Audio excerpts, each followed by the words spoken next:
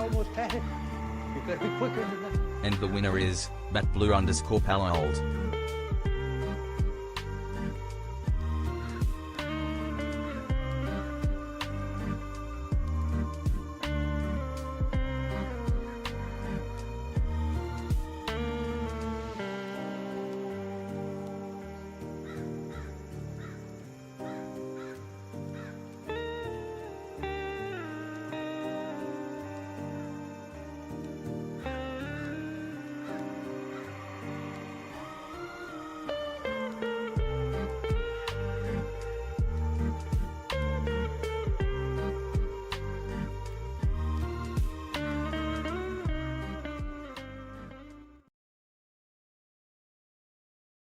I don't like them putting chemicals in the water that turn the friggin' frogs gay. Do you understand that? Turn the friggin' frogs gay. Serious crap. Gay. Frogs, friggin' frogs. It's not funny. I'm gonna say it real slow for you. Gay. Frogs.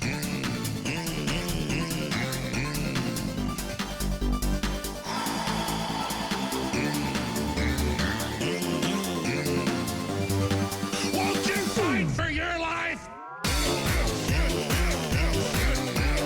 Gay. Frogs, friggin' frogs. I don't like them frogs. Gay. Friggin' frogs. Frogs.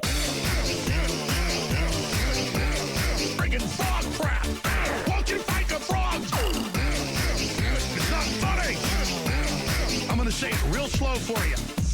Frogs. Place point.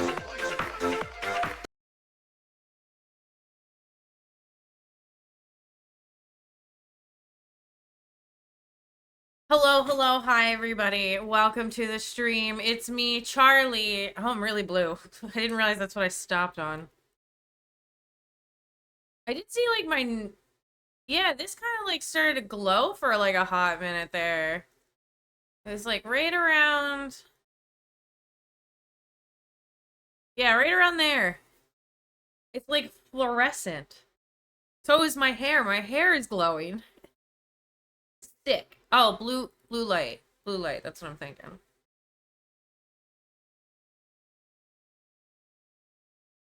Anyway, hi everybody. Today, boy howdy. Oh, this burned out already. All right, today's been a little bit of a rough day for me emotionally. I'll get by. I'm doing all right, but we're gonna do fun stuff today. And by fun stuff, I mean politics. Oh my god, Charlie, how can you think politics are fun? Well, it's kind of like playing a guessing game. And like almost always being semi-correct. You know? It involves figuring out, reading between the lines, lying to people, how to manipulate the system. Politics affects our history, our music, our art, all of it, you know? As I like to say, politics is in itself its own art form. You know, if you're really good at politics, you got high charisma. You're a bard, you just specialized in spec in different areas. That's all politics is. So, my book got ruined yesterday when I dropped that water all over the place. Me and my sister are gonna get it going on another walk. You want to... Oh, did you go... You went to Burger King earlier. That's right. Enjoy your walk. I'm gonna yap.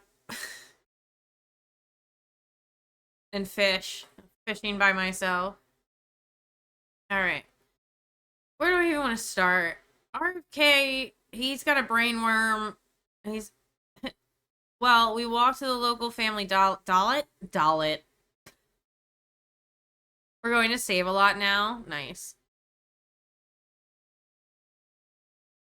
Everything is so slow. I might not be able to run fish today. This is moving. Like, I'm dropping frames. I know, Family Dollar. We'll keep an eye on it. If fish starts to act up too much, I'll have to close out it for tonight. Once I get my desktop fixed, it's game back on. My water tastes kind of like dish soap.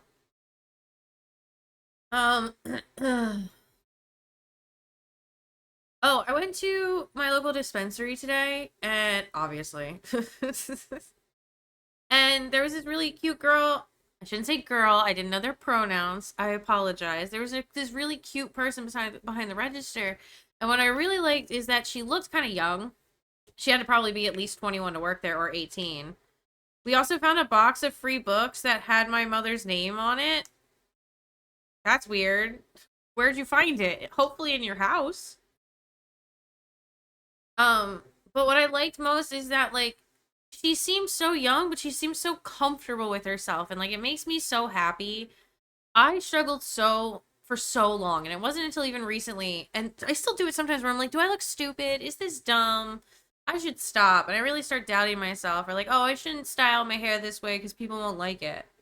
And it's like, that's not a way I should have lived my life, and I've realized that, and I've always wanted to stop it bothering me. But seeing someone that young and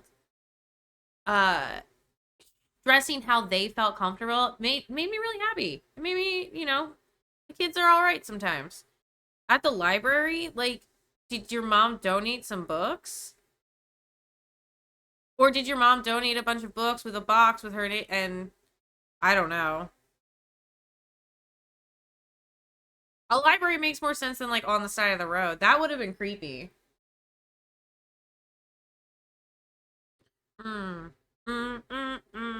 Okay.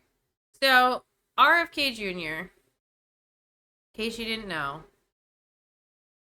sucks. But he's also got a brain worm. And that brain worm sure does love munching. Absolutely loves munching. So, today, I didn't even know this was going on. Thanks to Tim the Cake. Shout out. I think it's just coincidence. Yeah, maybe. Maybe she had donated a box to the library at one point. And it happened to have her name on it. And then the library kept it. I don't know. That's pretty cool, though, I guess. And not creepy in the slightest. I didn't know this was happening until Tim mentioned it in the Discord, but RFK Jr. is testifying in front of Congress right now. And I only watched small little clips. I only watched like one or two, but from what I saw, I was like, oh my god. Oh my god, who put this man in charge of anything? So we're gonna start with that, because it's so far it's looking like a blast. We're going to start with Bernie Sanders presses RFK Jr. on his accusations against major medical groups. I just want to pick up on Senator Warren's point. Are you telling us that the former head of CDC went to you, you asked her, are you a trustworthy person? And she said, no, I am not a trustworthy person? She didn't say, no, I'm not a trustworthy person. She said, no. I'm giving a quote. And I asked her twice. No, 1 second. Whoa, I don't even know what they're saying. They're so muffled. You're also talking to a microphone, boys. Come on. repeating now that she is a liar, correct? What you wrote in the Wall Street Journal. If she wrote that I fired her because she refused to sign on in advance for the ASIP committee, no, that's not accurate. All right, so you're calling her a liar, and I look forward to her coming before the Help Committee, maybe this committee as well. All right, Mr. Secretary, I've got a bunch of questions. Appreciate brevity in answering it. So-called beautiful bill threw 15 million Americans off of health care, substantially raised premiums, and is going to have a terrible impact on nursing homes, community health centers, rural hospitals all over America. Very briefly, is that really making America healthy again? It's going to have it's going to be the biggest infusion of federal dollars into rural health care in American history. Yeah, you know why? Because you're cutting $150 billion for rural hospitals. You're putting $50 billion back. That's not an infusion. That's a loss of $100 million. Yeah, it's absolutely insane that he's trying to be like, yeah, this will help rural hospitals, and it's like, no. And you cut Medicaid. Like, how is that supposed to help anybody? $1 billion. All right, next question. President Trump, who I don't usually agree with, called COVID vaccines, quote, one of the greatest miracles in the history of modern-day medicine that saved tens of millions of lives worldwide. Scientific community agrees with Trump. Lancet study found that it prevented almost 20 million deaths during their first year of use. Secretary Kennedy, are President Trump and the medical community right, or do you still believe that the COVID vaccine was, quote, the deadliest vaccine ever made? No, first of all, I didn't say that. Oh, I said that in terms of affairs reports a while ago. I said today, I think that President Trump should get the Nobel Prize. So who's right? Is Trump in the medical community right, or are you right? President Trump did an extraordinary piece of leadership. Is he right? That's so funny. He won't say Trump is right. That is so funny. Oh my God. He'd rather say Trump is wrong than answer this fucking question, man. Oh my God. It's so good. Right or wrong? Did COVID save millions of lives? As I said, he got Americans back to work. At that time, that particular vaccine was perfectly matched to the virus that was circulating then. And I have no idea how many lives it saved, but it saved quite a few. You know, what I find a little bit weird in this discussion, I'm hearing it over and over again this morning, Mr. Chairman, is we've got the entire medical community on one side. You got the AMA representing hundreds of thousands of doctors, the American Academy of Pediatrics, the American Public Health Association. All of these organizations are telling us that COVID vaccine and vaccines in general are safe and effective. You are casting doubt on that. Who are your who are the organizations that are agreeing with you in casting aspersions on vaccines? The primary advisors are Marty McCary, Jay Bhattacharya, Dr. Oz, Vinay Prasad. So you got a few. Bro, Dr. Oz. He's not, I don't even think he's a real doctor. Didn't we watch like a Jay Aubrey video on Dr. Oz? Tell me I'm wrong.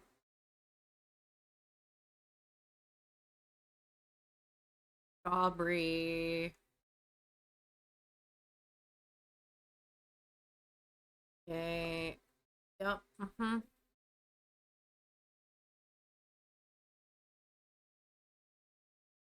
I feel like he has a video on Dr. Oz.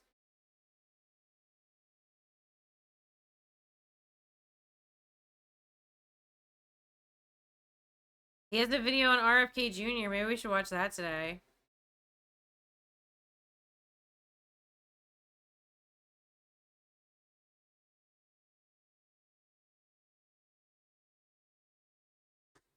I feel like I've seen a video on Dr. Oz.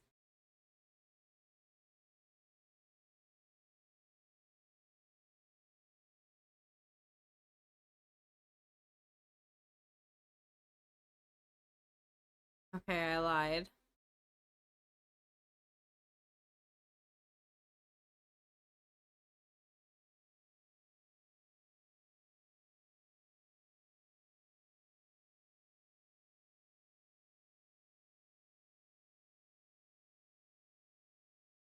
He did Matt Gates.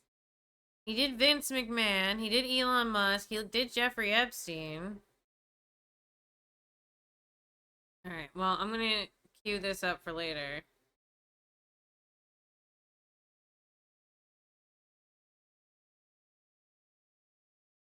Oh.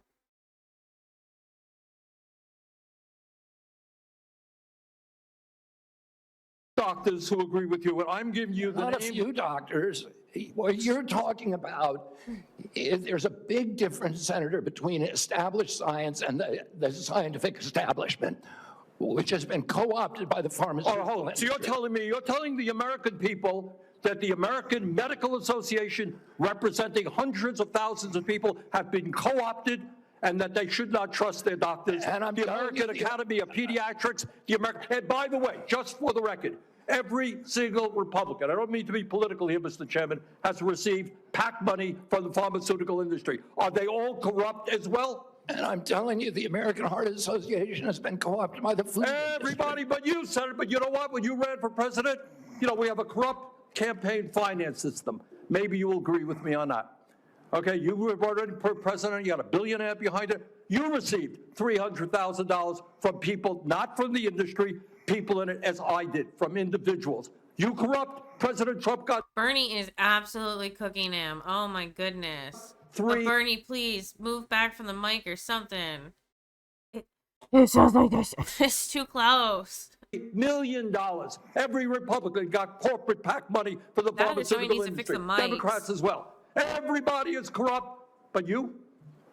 Is that what we're looking at? I don't think so. And I think the All of his brains shorted out. He sat there for a full like second. It like he like is corrupt, but you? Is that what we're looking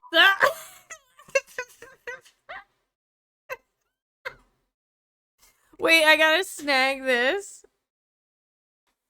Oh wait. Ask me later.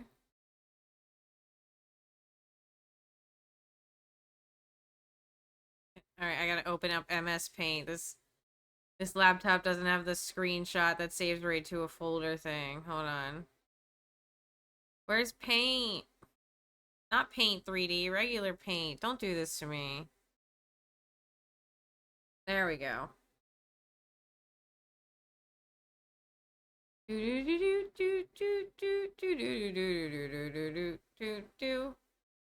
Alright, we're gonna crop. We're gonna can I just like select? Let's do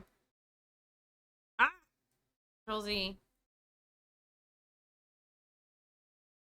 Paste. You guys can't see what I'm doing, and it's probably for the best, I'm not gonna lie. Select.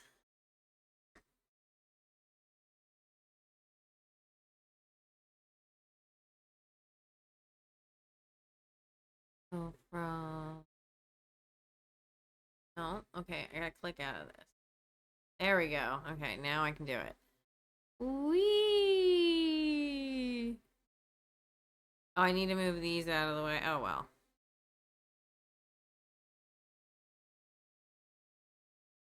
Oh.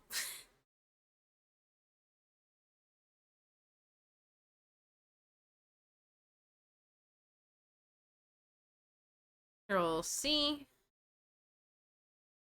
File new. Don't save. Control V. Take up the corners. Oh yeah, that's going in the Discord. File save. Oh no, that's what I'm gonna save it as. I just need to find my right folder. Charlie streaming stuff. RFK. JR. Oh no. Okay, it's so worth it. It's so worth it, guys. You gotta believe me, guys. Oh no.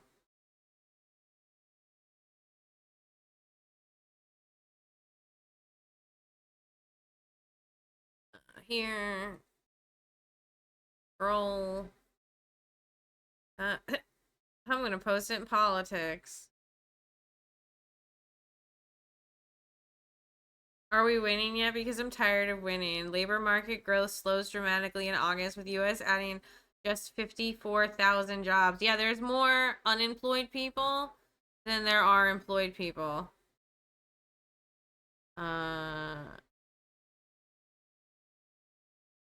Or, I'm sorry, there are more unemployed people than there are jobs. That's what I meant to say. I apologize.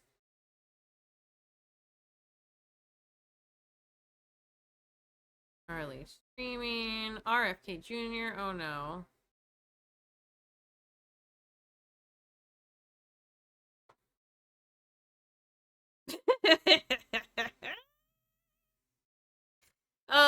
Go to the Discord if you want to see it. It's so good. Dumb butt chin. look at it? I don't think so. And I think the issue I now. don't even know what you're talking about. Well, I think you do know what I'm talking about. I don't know what you're talking about. The issue is every time anyone disagrees with Are you. you saying the pharmaceutical industry was supporting my presidential No, campaign? I'm saying, I don't think no, so. I'm not saying that. I'm saying that the pharmaceutical industry is a greedy institution which is charging us the highest prices in the world. They are pervasive. But to suggest that every institution, the Senate grilled him pediatrics so people, hard. is Don't. corrupt because they disagree with you is Can't an pause insult to it. the American people. Listen, people disagree with me. Thank you. Oh my god, that was impossible. Don't spoil it. I haven't seen much at all. Like I've seen a little bit of this clip, and I've seen I think Senator Massey talking about, but I could have that wrong. But I heard Tillis tore into him too. That's a alliteration there. I don't know. I heard it's chaos on the floor. I am so excited. I know Mitch McConnell, Michael Bennett got his ass good. Oh, Mitch McConnell is a polio survivor. He's like one of the last living polio survivors. Like, not for long with the way Florida's going. So I'm eating this up. All the time. I have arguments in my agency, heated arguments every day. I bet you do. I bet you do have heated arguments every day in your agency. Yeah, the GOP senators weren't happy. Yeah, because it's messing up their bag. And we all knew that was going to happen. Once they started going after the pharmaceuticals, which I was surprised they did because of how much the pharmaceutical industry pumps into lobbies. I was really surprised that Trump had like talked about RFK going after pharmaceuticals or he tariffed pharmaceuticals, something along those lines. I was surprised, but when I saw that, I was like, oh, okay, they're going after the pharmaceutical industry. This means that we're going to see some kind of an internal battle, and we're seeing it play out right now because the GOP and the Democrats both receive a lot of money from pharmaceutical companies. There's also trillions of dollars worth of pharmaceuticals. It's kind of wild, but I am not surprised because this is messing up their bag because I'm sure the lobbyists were like, hey, you have to talk about how upset we are that, like, we're missing out on a bunch of money between tariffs and them canceling, like, with vaccines and shit. Like, this is bullshit. Day with Jay Bhattacharya, with Marty McCary, with Dr. Oz. You have given the names of a few people. I have given you the names of organizations representing hundreds of thousands of doctors and scientists. Yeah. Okay, well, I'm just going to click right into the next one. A vital debate over the very future of public health in America playing out all day today, live on television.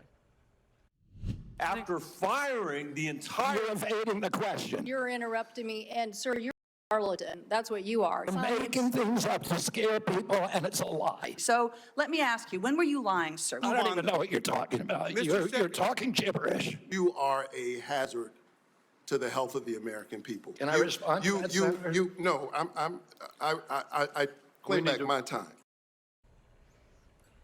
So that was some of the theater that we saw today, but it all really does underscore the substance of what RFK Jr. is asking. He kept trying to ask them questions. No, that's not how it goes. They will reclaim their time. Yeah, they're just going to get to sit there and yell at you longer. You just keep your mouth shut and nod. Like, what is going on? Oh my God, these shorts are so uncomfortable. They are so uncomfortable. Actually doing as the top health administrator in our nation's government. He is putting his own thoughts and feelings about the science, and remember, he's not a lawyer. He is a lawyer. He is not a scientist or a doctor. He is putting those thoughts and feelings over the data that actual scientists are bringing to the public. Yeah. Here he was today talking at various points throughout this hearing about scientists and doctors lying to you. So she's lying today to the American people in the Wall Street Journal. Yes, sir. American Academy of Pediatrics, you think they're lying too? I think the American Academy of Pediatrics is gravely conflicted. Senator, I mean, we were lied to about everything. We are being lied to by these agencies, and we're going to change that right now. So it was interesting to hear Kennedy claim that so many people who have dedicated their lives to try to keep other people healthy and well, that those people are lying to you, when, as we know so plainly, RFK Jr. himself seems to have no issue with lying to. I think I fixed any echo, but if I still see it peak, I'm probably gonna mess with it more. Oh, I gotta turn that up too. Okay. Yeah, I'll probably end up playing with it a little more because I see the echo on the board. To you about what he himself has said in the past. Over the summer in an interview, you said, quote, "There's no vaccine that is, safe and effective." Do you still believe that? I never said that. So stop me. We have the clip. Please play the clip. I think some of the live virus vaccines are probably averting more problems than they're causing. There's no vaccine that is, safe and effective. I never said that, he says. And yet, he was clearly lying about that. Let's get off the sidelines. Let's head into the arena. My panel is here. No, I don't want the talking heads. First. I want to see the video footage. God. I hate the talking heads. All right. I gotta go this way. We're gonna do 420 for the decibels.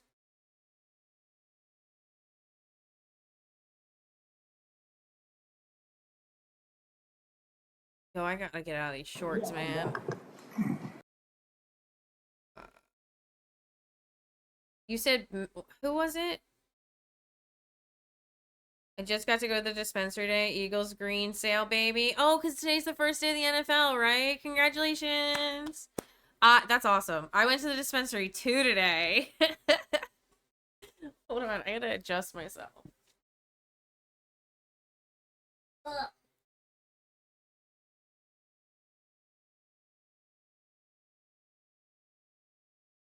Oh. Yeah, I have another joint I was about to light up in a moment or two. What was I gonna say?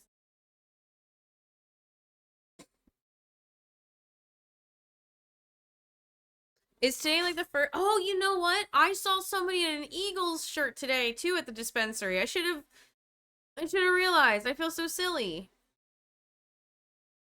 Wait, I was supposed to check which one you said.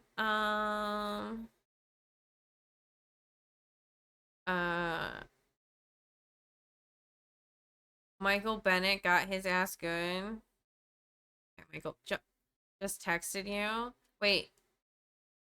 This bowl's for you. Oh, hold on. All right, hold on. Let me do the stop. Michael Bennett. Okay. MICHAELBENN.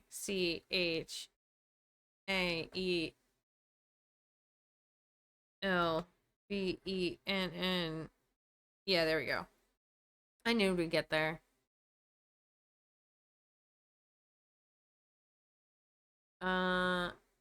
Yeah, let me just see the footage. Let's just do this one. I quoted them today. What I said was accurate. What you said were lies. You described people Senator, moving the Titanic. Dorothy, do you mean you texted my cell phone, or you sent the message over Discord, or you sent it on Snapchat?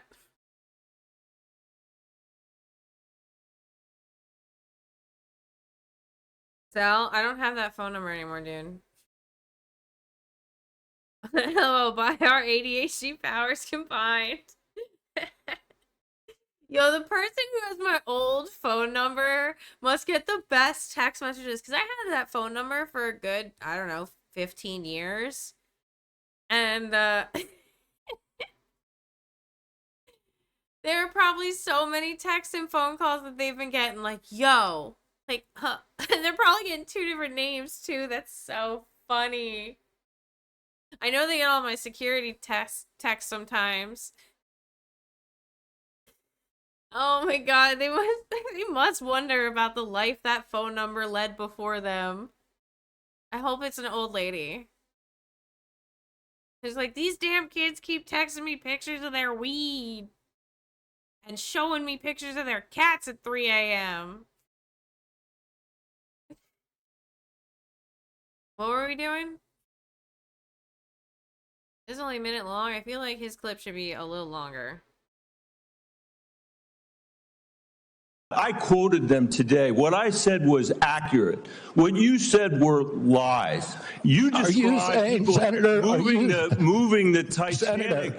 Are you saying that the mRNA vaccine has never been associated with myocarditis or pericarditis in teenagers? Is that what you're trying to tell us? I am simply trying to say that the people that you have put on that panel, after firing the entire... You're evading the question.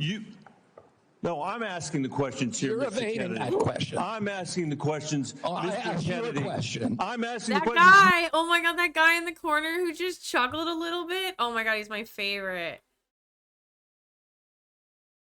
I am simply... Is that what you're trying to tell us? I am simply trying to say that the people that you have put on that panel, after firing the entire... You're evading the question.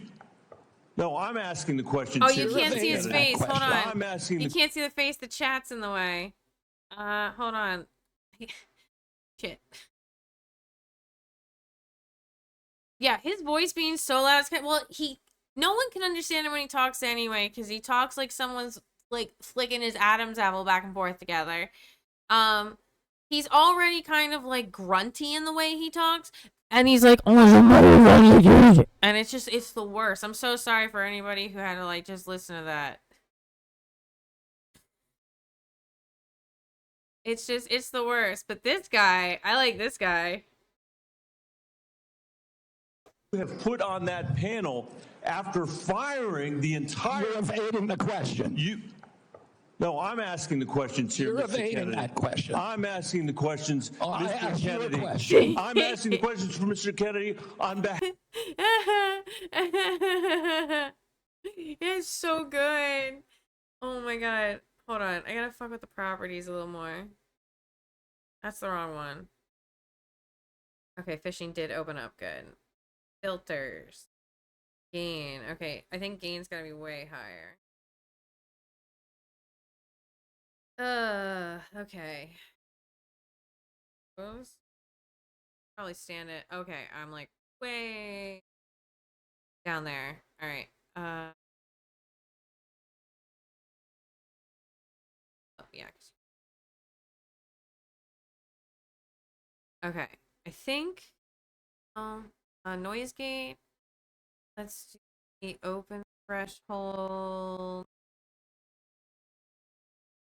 Open.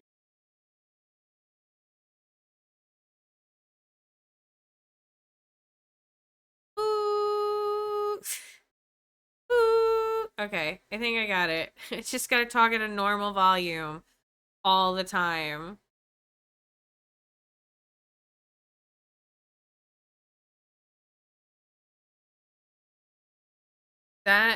That's an old man who knows when someone is getting roasted. Yeah, you can see it all over his face. It's so good.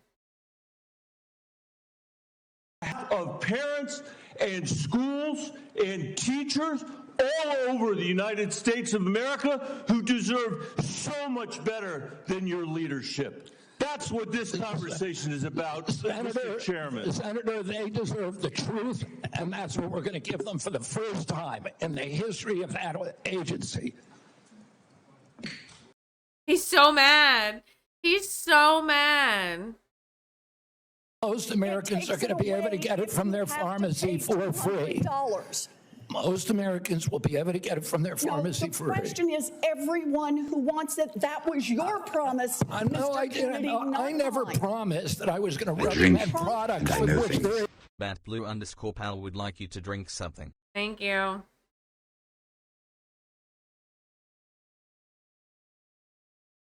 Okay, I'm back. Oh, sorry. Got scrolled up. Oh, what? I didn't fix the YouTube screen. Oops. And I locked it in a place over there. Wow.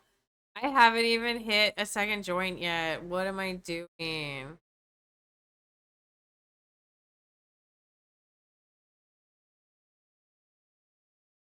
Okay, I think we're good. There's no indication. When you said. And I know you've taken $855,000 from pharmaceutical companies, Senator. Did you hold up a big sign saying that you were lying when you said that? Because you are the one who said you would not take them away. There's a big difference, Senator, between established science and the scientific establishment, which has been co-opted by the pharmaceutical industry. So you're telling the American people that the American Medical Association, representing hundreds of thousands of people, have been co-opted and that they should not trust their doctors. And everybody is corrupt, but you?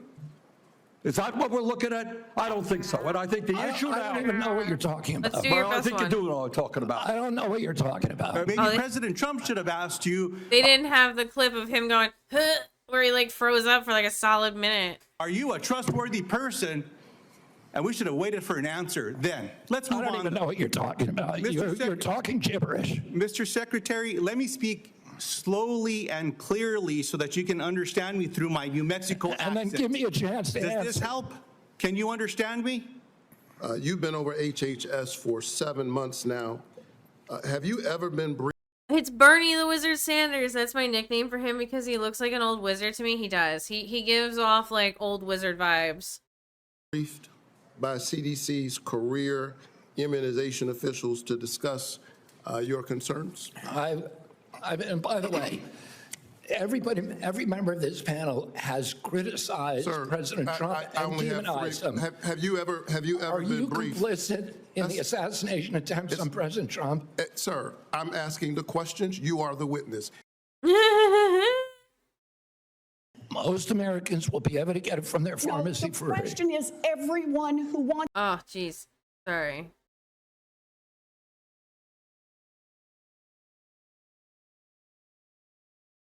I would like to address the recent shakeups at CDC.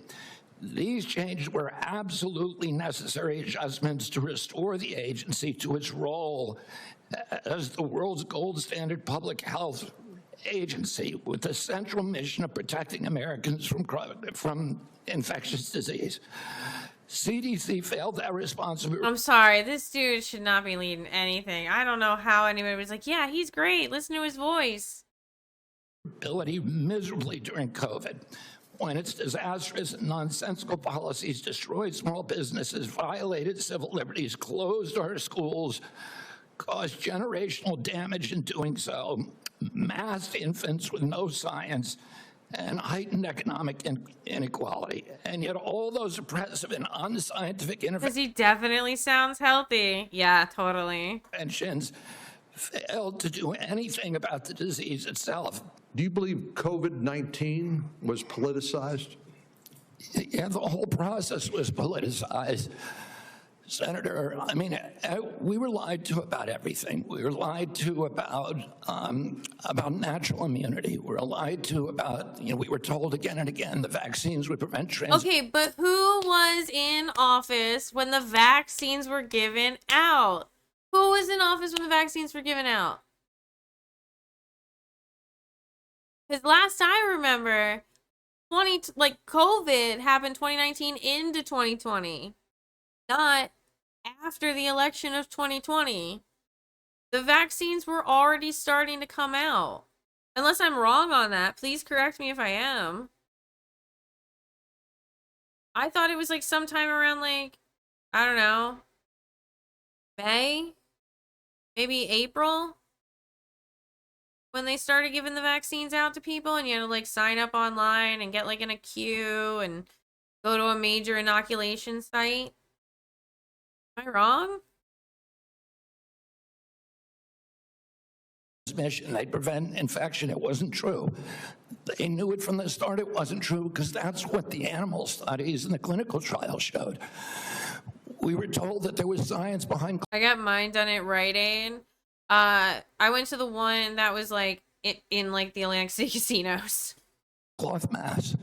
The CDC allowed the teachers union to write the order closing our schools, which hurt working people all over the country, and then pretend it was science-based. All these vaccines that we're talking about today are free and accessible to parents today in America who have the freedom to be able to make that choice for their children. Will that be true after your handpicked panel makes their judgments about these vaccines?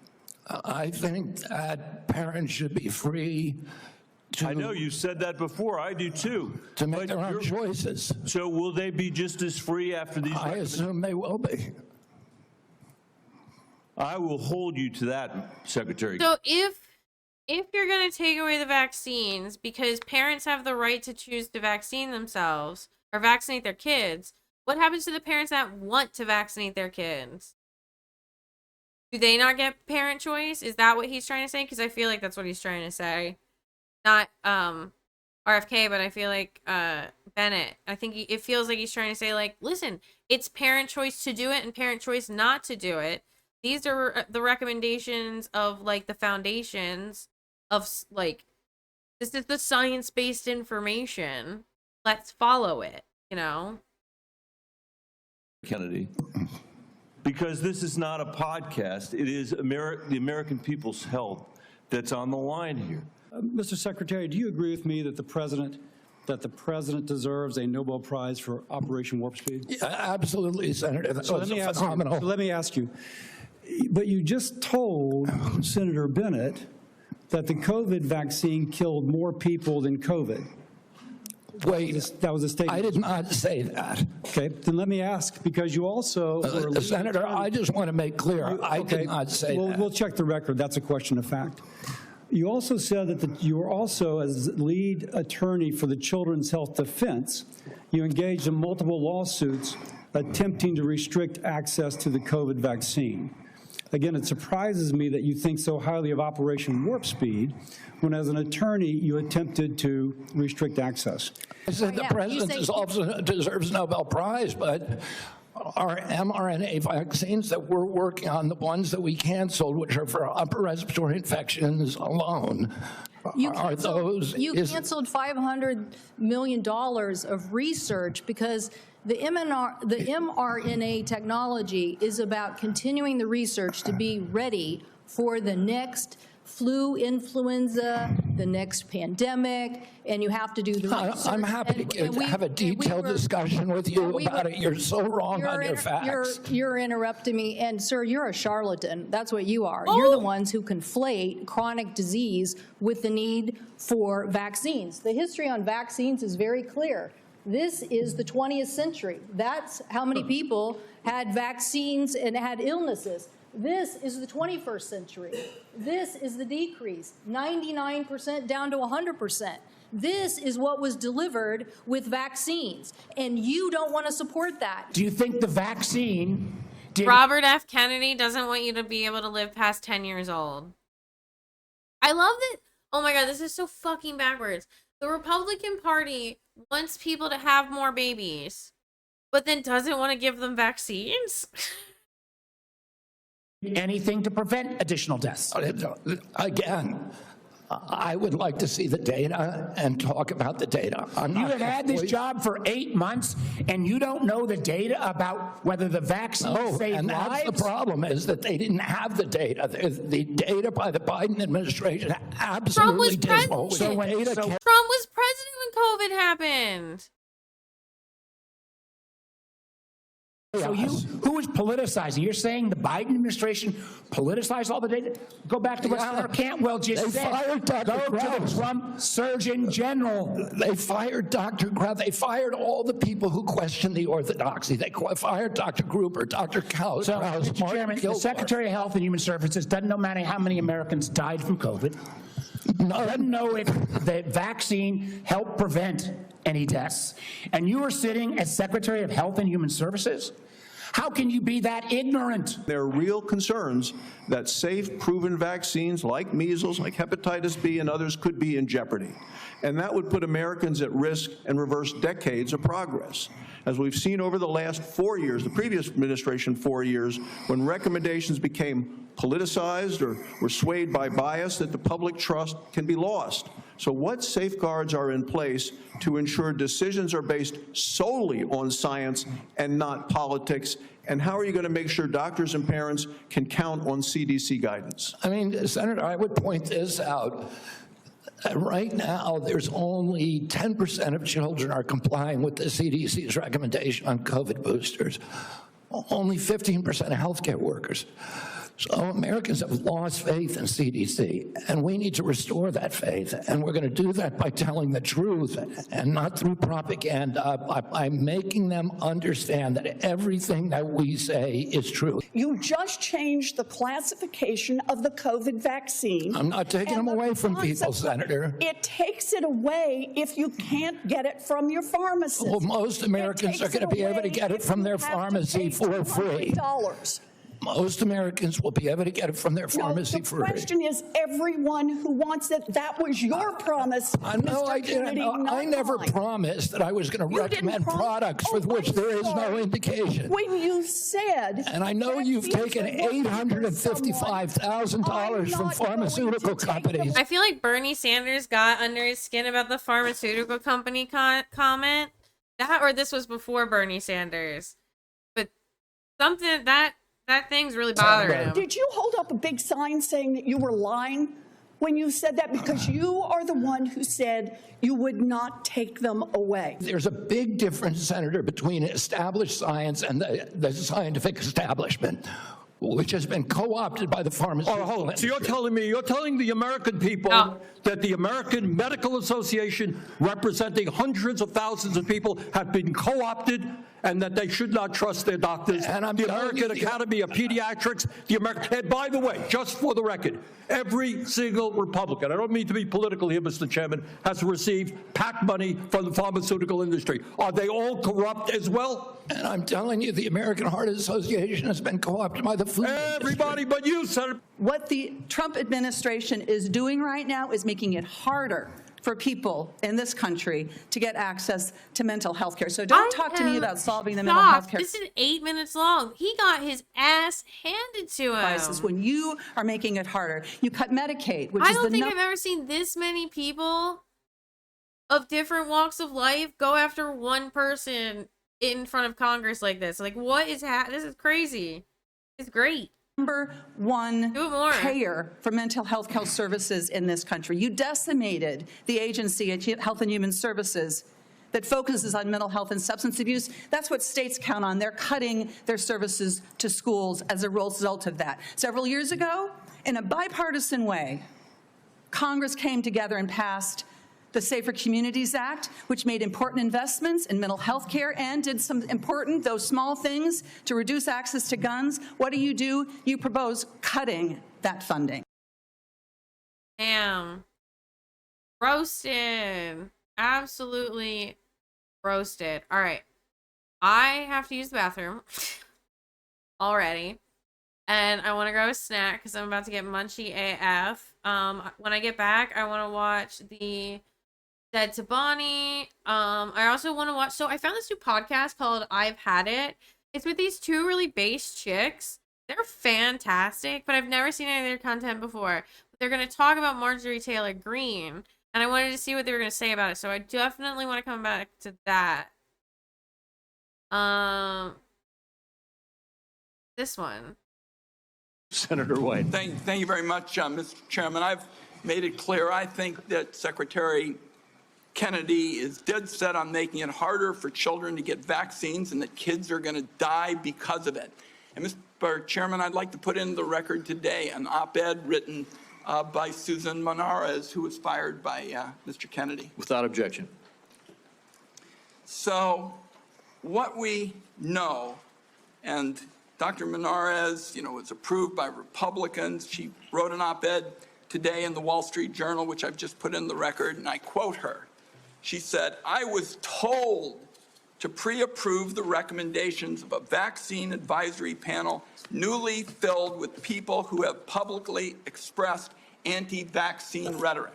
So, this is not some liberal philosopher or something. This is the CDC director who tells the Wall Street Journal, which is not exactly interested in progressive, theories and the like, that she was told to pre-approve the recommendations of a vaccine advisory panel filled with people who've publicly expressed anti-vaccine rhetoric. So my first question, Mr. Secretary, is did you in fact do what Director Monarez said you did, which is tell her to just go along with vaccine recommendations, even if she didn't think such recommendations aligned with scientific evidence? No, I did not. That's a yes or no. So you have an opportunity to call her a liar if you say that you didn't do it, but I'd like to see you respond to this. No, I did not say that to her. And I never had a private meeting with her. So there are witnesses to every meeting that we have, and all of those witnesses will say, I never said that. So she's lying today to the American people in the Wall Street Journal? Yes, sir. Okay. Let's talk now about what's coming up, because I've made it clear what I've thought about the 203 days with my colleague, Senator Also Brooks. In 2 weeks, CDC's Advisory Committee on Immunization Practices will meet to make decisions about critical vaccines that protect us against hepatitis B, measles, and more. The committee's got a profound impact on vaccine access, but these aren't ordinary meetings. You've stacked the deck to ensure the panel bends to your views. In June, you fired all 17 committee members who are respected scientists and doctors. You replaced them with non-experts, vaccine skeptics, and conspiracy theorists. As a result, this critical advisory panel has lost scientific credibility. After years, colleagues, we spend so much time not looking at this as Democrats and Republicans, but as good science and scientific, credibility. Yeah. And now the American Academy of Pediatrics has...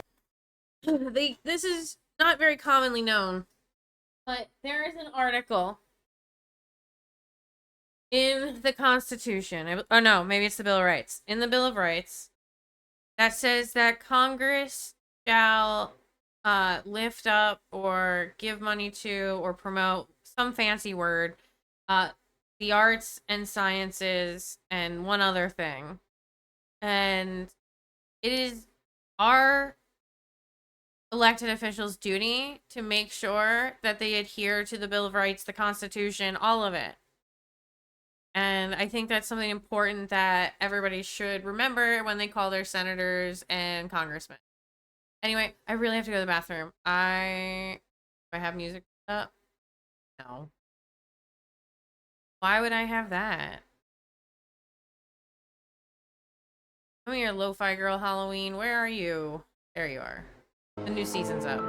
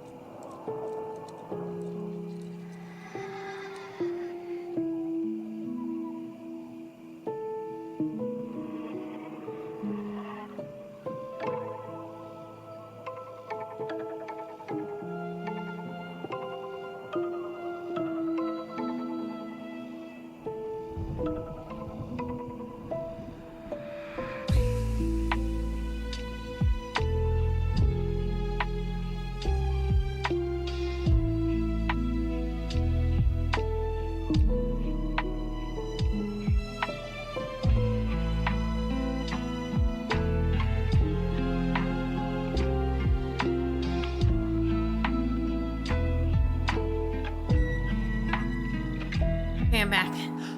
I got toast with butter and homemade,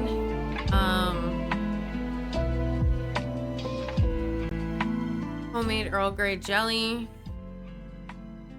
So I'm excited to have that. It's like my safe food this week. Anyway, moving on to more news. It's Zed, one of our favorites, friend of well, they don't know I exist, but friend of the show. I'm trying to tell you, my beard looked thick this episode. Over the last year and change, more than a few people, including yours truly, have seen the horrific scenes in Gaza and drawn more than one comparison to the war in Iraq. Both were campaigns initiated after a large flashpoint cultural attack, right, resulting long-term in a disproportionate amount of casualties between sides, backed by an us versus them kind of mentality for support. During a tenuous election season campaign where the left-leaning candidate advocated for a more centrist approach without direct opposition and ultimately lost the whole thing. Now, I should say, before I continue, Gaza did not lose Kamala Harris the 2024 election. If you look at the people who didn't vote, it's a multiple number. Like, there's a lot of reasons people didn't vote for Kamala. A lot. Some people just didn't even go out to vote for Kamala in certain counties, or try to vote for a third party, or even the effects of people who wanted to disengage parts of the voting electorate away from Kamala Harris. Adding them to Harris's total in the swing states would not have netted her the 2024 election. However, it can be said from an optics-based push, a large amount of the momentum and unity was blunted because of the non-committal messaging. And that contributed not just towards pro-Palestinian activists, but towards independence as well, an image that was not separated enough from Joe Biden, which was a reason given by many swing voters. Now, does that justify voting for whatever the fuck it is we have now? No.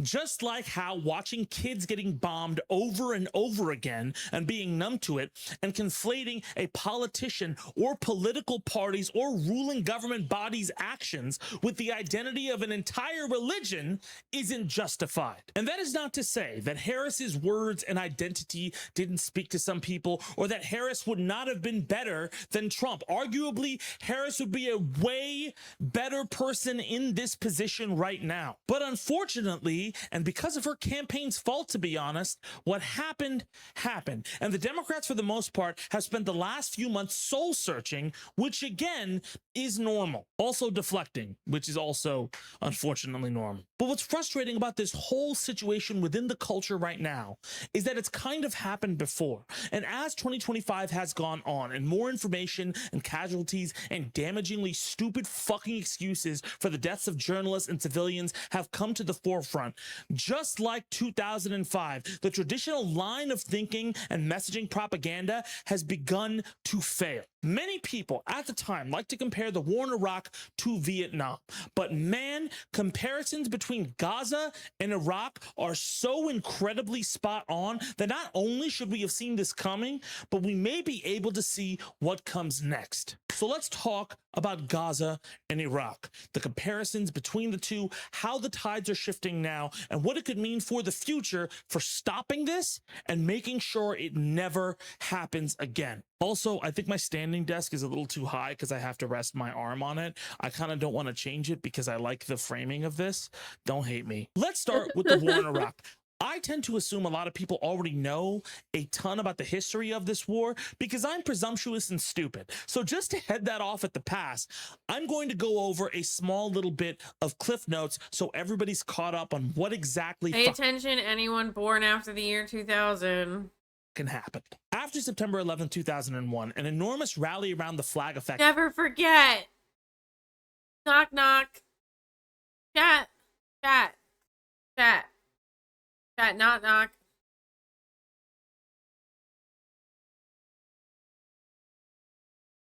There gotta be at least one of you in the chat where this is gonna suck.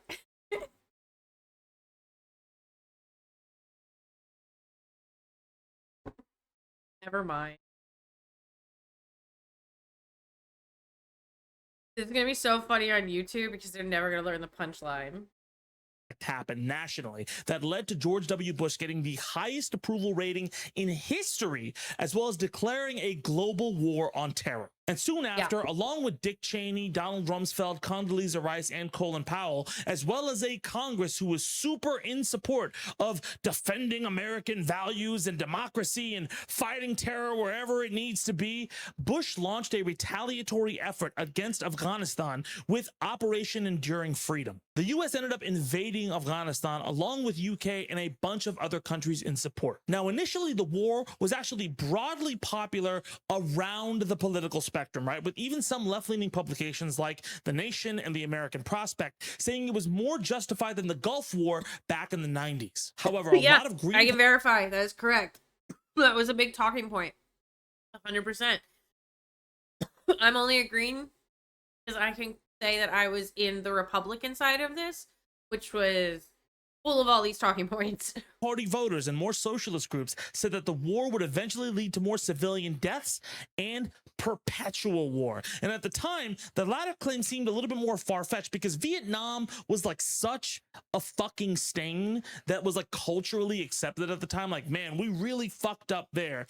And the Gulf War ended super quickly in the 90s. Yeah. We'd also gone through No one got like any closure with the Gulf War. a period in the late 90s without an enormous like global explosion. So September 11th was seen as this incredibly shocking moment to most mainstream Americans. And the response here was seen as, like I said, warranted and justified. However, I'm going to move back a bit. I'm sorry, I'm jumping around so much.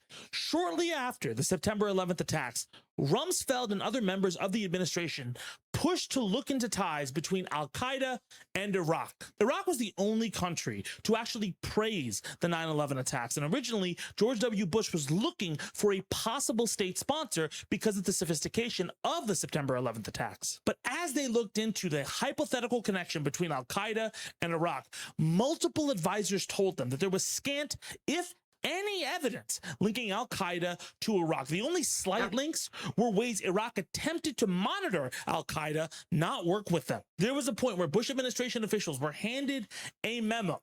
I'm dropping frames. It's going down. She's sinking, y'all. Damn. Oh, wait, it's coming back up. It's going up. I want the stream to know that the frames are slow. Whoa. It's going up. I want the chat to know that the frames are slow. Wow, this sucks. Why? Why are you doing this? You're hardwired in. I see it's all the way back up. We stabilize. Oh, there it goes again. Why is it doing? Not my Wi-Fi. Any background apps?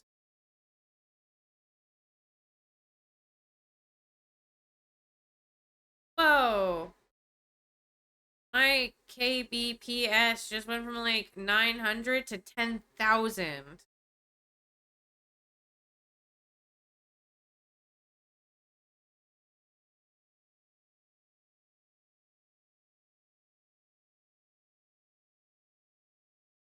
Is the forever?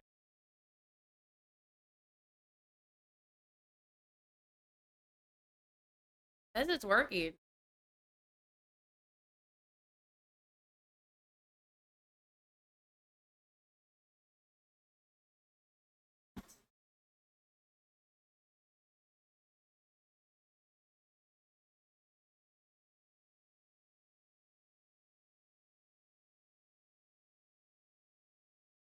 Gigabytes.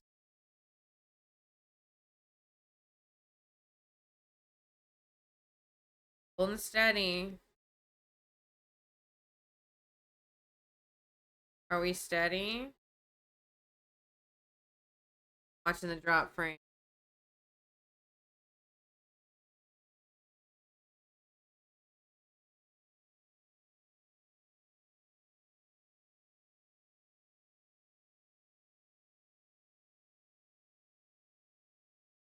Staying steady at okay. I think we're okay. I think we're back. Yep. Okay, the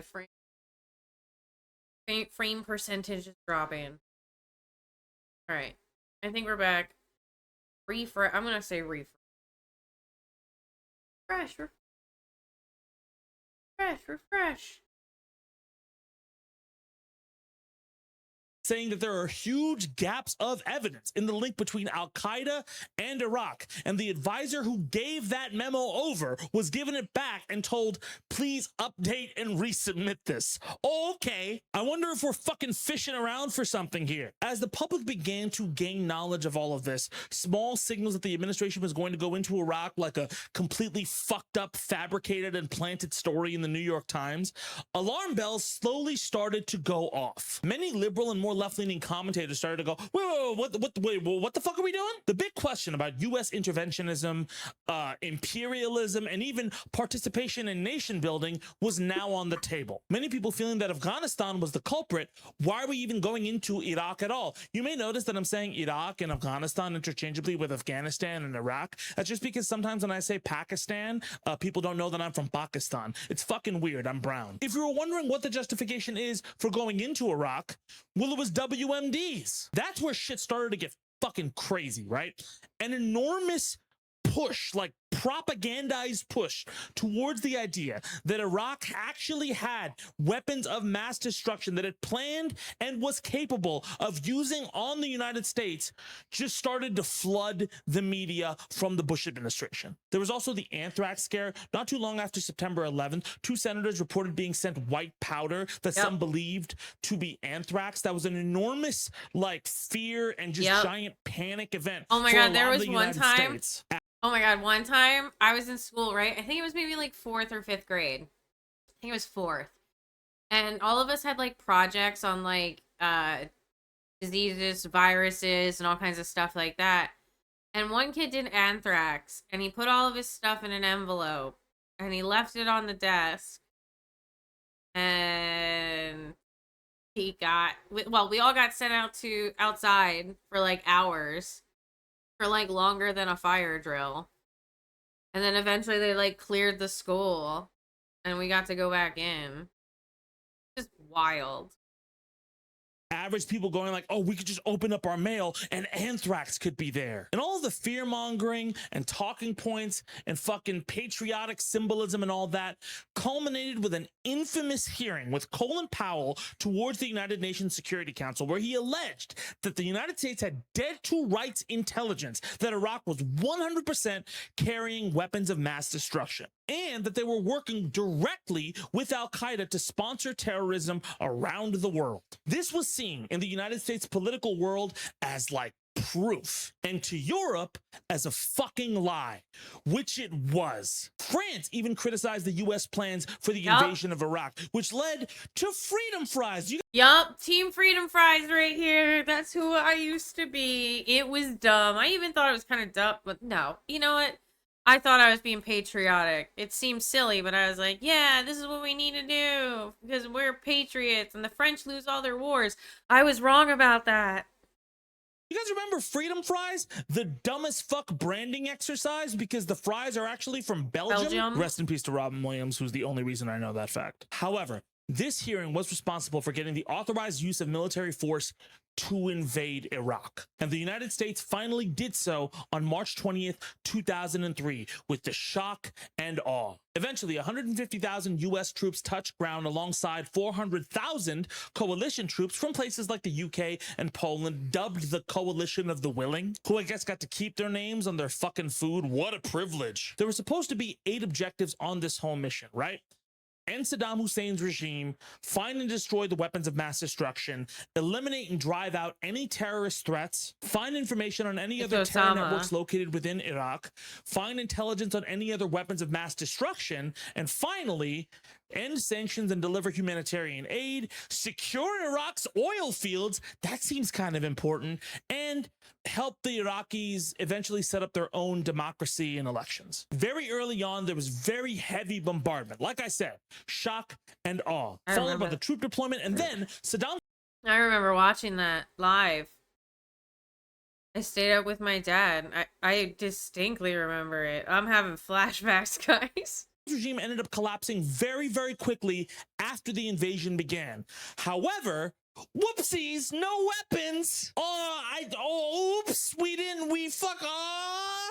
what a, damn. That's kind of crazy, right? Just thousands of civilian deaths and bombings within the first 2 or 3 months before mission accomplished. After which Bush kind of came out on an aircraft carrier and he was like, hey, we fucking did it. The war is over. Completely done. We won. All is good. And it's just smiles and rainbows from now on. Totally what happened. Almost immediately after Bush's little speech, there were multiple fuck-ups within the administration in handling this war. There was the de-Baathification order meant to prohibit anybody from Saddam's Ba'ath Party from participating in the government, which ended up gutting Iraq's civil service, schools, and infrastructure. They disbanded the Iraqi army, almost immediately lost all public trust, and then the insurgency started. Guerrilla attacks from multiple different factions, including Al-Qaeda, eventually leading to more sectarian violence, and that prompted the U.S. troops to get more aggressive, kill more civilians, which made the insurgency get worse. By the time they captured Saddam in December of 2003, it was a symbolic victory at best that actually didn't make shit better. I'm covering In those pictures Fallujah, up. some They're U.S. rough. Marines ended up killing some civilians, making all hell break loose in that region. It became a hotbed of resistance, and anti-U.S. sentiment spread, all while Bush kept on the same fucking talking point line. We'll be greeted as liberators. We're doing the good work, bringing democracy to everybody, like the fucking Helldivers. I'm ashamed. And let's say you saw the forest for the trees at the time, with the tens of thousands of civilian casualties killed in bombings, with pictures and super fucking digitized 2004 video coming out, and you were like, man, this war is really bad. It feels like Vietnam all over again. Because why are we here? Well, what do you fucking hate America so much, you bitch? Damn. If you oppose the war in any shape or fucking form, you are criticizing a president during wartime. And by doing that, the terrorists win. You want another 9/11? Huh? You have sympathy for the people who killed us? Huh? Are you really a fucking American? Whose side are you on? You don't love America. You fucking hate it. You want us all to die. You want car bombings and planes flown into buildings. And those were the talking points. Bill O'Reilly and Rush Limbaugh were spitting those out verbatim. By the way, fuck the Dixie Chicks. Oh, God. I was wondering when they were going to catch a stray. Oh, man, that was wild. And then they came out with a song that was like, I'm not ready to make nice. That was also really, that was based. They also changed their name. They're still together. They're called the Chicks. Boy, their career. How fucking dare they? This got so fucking bad. Like, I can't, so bad, right? You think the rampant, any criticism of Israel as anti-Semitism was bad? Imagine that. It's the same level, but no logical community of pushback on fucking any of it. No political power to actually hold court. The blackballing was worse. There was violence against Muslims and Islamophobic attacks that were completely excused. Tons of jokes about how all Muslims and Arabs are fucking savages who were dancing around during 9/11, with a lot of Muslims opting to not tell anybody about where they're from, while their beliefs were completely lied upon the whole time. And just for reference, I was told not to tell anybody I was Muslim by my parents for fear that I was going to get jumped. And I did get people who fucked with me and started shit because I was Muslim or just because I was brown. I had a lot of crazy shit said to me those years. A lot of weird fucking stares. And in 2004, faced with that, a larger chorus started to finally call bullshit. For example, even in mainstream media, Eminem called out the Bush administration on the Eminem show. That was a big eye-opener. Everybody turn on Michael Moore. I was definitely against Michael Moore, but I liked Eminem. Moore made Fahrenheit 9/11 and called out Bush directly at the Oscars.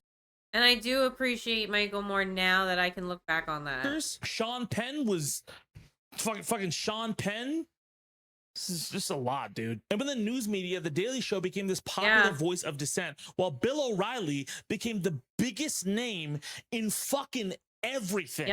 But even with that growing opposition, it wasn't enough because the war was still broadly popular, with the narratives that the U.S. is under attack from terrorism and illegal immigration. And again, if you really love America and have any sort of patriotism in you, you will support the troops giving their lives to make sure you get yours. It was seen as deeply immoral to spit on that sacrifice, or that you were endangering other people you live with if you didn't just tacitly support all of this fucking shit. And when faced with this lie and gaslighting, John Kerry, who had a lot of his party, a very strong contingent of his party, very critical of this war and the lie and this gaslighting, John Kerry decided this is bad, but we can make it better. He middled his response to the war. He didn't oppose Iraq like people were fucking begging him to. And after he lost the fucking election with his very blank message, when 2005 rolled around,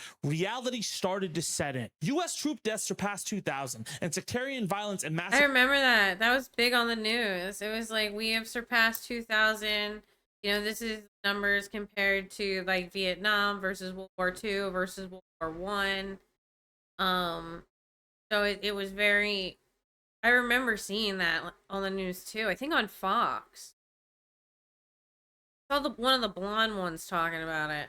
Reports of civilian casualties, which were now becoming more widespread, made Iraq look truly unstable. The news also started to fucking report on this shit. Thanks, guys. More specific images and far more reporting of the damage that was going on there. Bush was also facing more pushback from his increasingly authoritarian policies at home, like mass surveillance and constantly proclaiming executive privilege over fucking everything as he tried to fight other branches of the government. And Hurricane Katrina cemented a turn in George Bush's support because of his mishandling of it. By mid-2005, for the first time, a majority of Americans said that the war was a mistake. And in January of 2006, the bombing of the Al-Aqsa Mosque triggered a sectarian... I think that's about when I started, maybe like even 2008 is when I really started to see this version of what was happening versus like the deep red Republican version. Civil war. By mid-2006, there were over 2,500 U.S. and coalition deaths and 45,000 civilian Iraqi deaths, with 14,000 being killed in the first half of 2006, as estimated by the United Nations. We were the imperialist country and not the good guys from World War II anymore. We were back to being the dickheads who did Vietnam. We always were, but to the broader public, it was just a small snafu. Now, this was us. Fox News held 10 toes down even after Bush lost the White House. And even when there was a different president during wartime, who they now got to criticize suddenly. But it took 3 years and 45,000 deaths before the broader public started to give a fuck. And that was because there was so much propaganda about the US and the world and terrorism built to block people from believing something was so fucked up, with threats to their livelihoods and their social standing intertwined. And when it finally broke, it was like a dam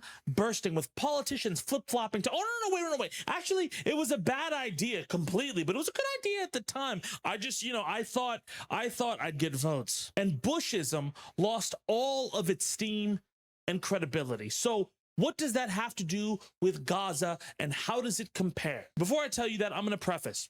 Israel and Palestine's history is quite different from the US and Iraq's. I'm not blind. I understand this. The Nakba, the arguments about ancient lands, relocations, settlements, all of that is significantly different from the United States and Iraq. But the circumstances and place they occupy within cultural society and the discussions around American politics are very, very similar. For example, the claims that Hamas is hiding in the tunnels and it's Hamas's fault when people die from a hospital bombing. Well, if we don't fight them this way, then the terrorists win and they get a stronger foothold on Iraq. Yep. FYI, the US also frequently bombed and raided hospitals in Iraq. Israeli citizens have also criticized this as a forever war. Netanyahu has also increased his authoritarian control of the Israeli Israeli government. There are a lot of parallels. Frequently, October 7th and the casualties from that are invoked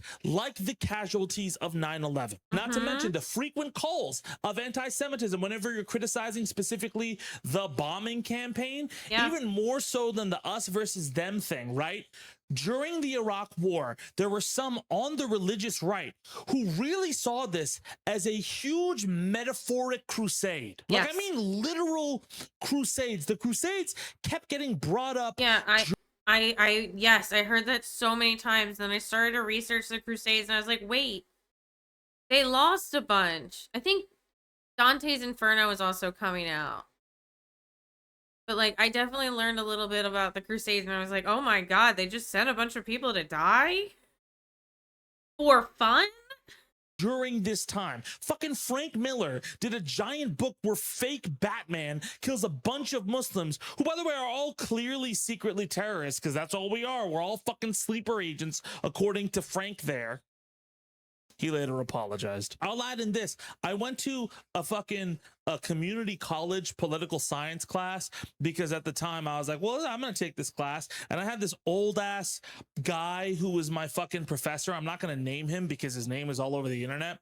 And at one point in the middle of the class, he goes like, well, people say that Muslims and Christians are similar. Well, Christians don't go into a mosque and bomb and kill 100 people. And then at one point he got in my face and said, your religion is wrong. Fuck you, Ken. I'm not going to say your last name. You know who you are if you're still around. But just as any semblance of Muslim identity was seen as capitulation with terrorism, Wonder today, who it is. any semblance of Palestinian identity, like the keffiyeh, is seen as anti-Semitism. There's clips online on TikTok of a girl wearing just a keffiyeh in like a hotel, and they're saying like, you know that this is actually like hatred towards Jews. It's a fucking cultural symbol of just these people. Like, it's just a fucking scarf. That's their culture for existing. For the longest time, America has conflated Zionism with Judaism, like it did unwavering support for all U.S. actions with patriotism.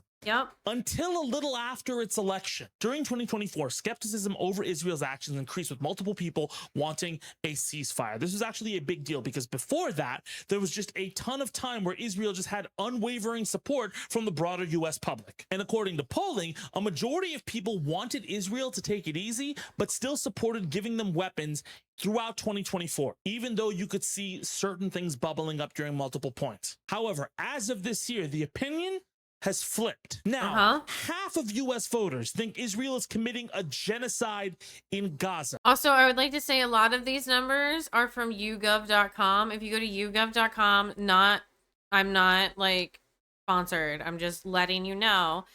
Go to YouGov.com and you put your email in. You can sign up to get polls that actually are used in broader aspects of media.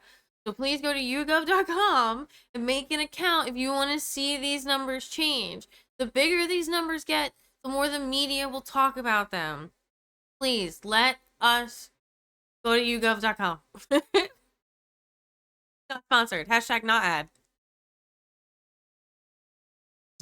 That verbiage is a big fucking deal. The Democratic Party has lost major primaries to people who have been hypercritical of Israel, and a majority of Americans disapprove of the U.S.'s current alliance with Israel. In this case, we're the UK and they're the United States. However, also, we're the US and they're Israel, which means we could stop the fucking funding and that shit tomorrow. But even still, the shift here cannot be overstated. I mentioned earlier in the year that the Democrats had to find some soul searching. This is the process of it. Multiple reports are saying that the Democrats have to shift their stance on Israel. They are politically backwards right now. And as more centrist third way sorts of candidates try to jockey for the old way of doing things, they're going to have to face the repercussions on what they have said before as they inevitably try to shift to adopt whatever things are going to get them votes. Hillary Clinton was the favorite going into 2008, and she lost because she voted yes on Iraq, even though she criticized it during her primary campaign. I remember that. That was a huge thing. Oh my God. That came up at like every debate. And I remember being mad at her for that. I couldn't 2008. Yeah, I couldn't vote in 2008. I think, didn't McCain get the nomination? No, McCain got the Republican nomination. Barack got the Democratic nomination. Oh, man, wild. Obama was one of the few who outright said, fuck that shit. Does that mean that the genocide in Gaza is going to stop tomorrow? No. Unfortunately, I wish I could tell you it would. We are in a moment of time that is a repeat of another moment where it took for fucking ever for people to get the message. There are a few things that will come out of this though. Number one, the shift here was instantly much faster. It took months for people to start crying foul, not years. That indicates the broader public is catching on to these things, and the next time something happens like this, the timeline will once again be reduced, hopefully to nothing. Number two, Trump is a worse politician than Bush, and Netanyahu and the IDF's narratives have been particularly terrible and lazy. It's just Democrats suck at their job right now. However, that means that long term, Israel's long-standing narratives and stop blocks that they've used for years to shirk responsibility of this no longer apply. People are able to separate the actions of a government with the majority religion of that country. The Israeli government standing in the world after all of this will be severe. Do you think if the Democrats win the House and the Senate, they'll try to impeach Trump? Like, if they get the numbers for it? Do you think they'll do that, like, right away, like, as soon as they're in? Or do you think they'll, like, drag it out for months? Vote for the Democrat. Vote for the candidate that says, I'm going to impeach him as soon as I'm in there. Please, I beg you. Severely diminished. And if you're going to defend Israel, you should know that Israeli society also disagrees with you to some extent. 74% of Israelis back a war-ending deal where the hostages are freed. Many of them feel Netanyahu's handling of this war has been bad. Also, keep in mind, every time you defend that fucking guy or you defend these actions, you should know you were defending him, attempting to gut the judiciary and get away from his fucking corruption trial. If you love Israeli citizens so much, that's also fucking hurting them. Number three, and Mario, please put this up in big fucking red letters really quickly. Before I say this, I am not defending Democrats for capitulating to this narrative. And no, I am not a secret fucking Biden lib in disguise. What the fuck?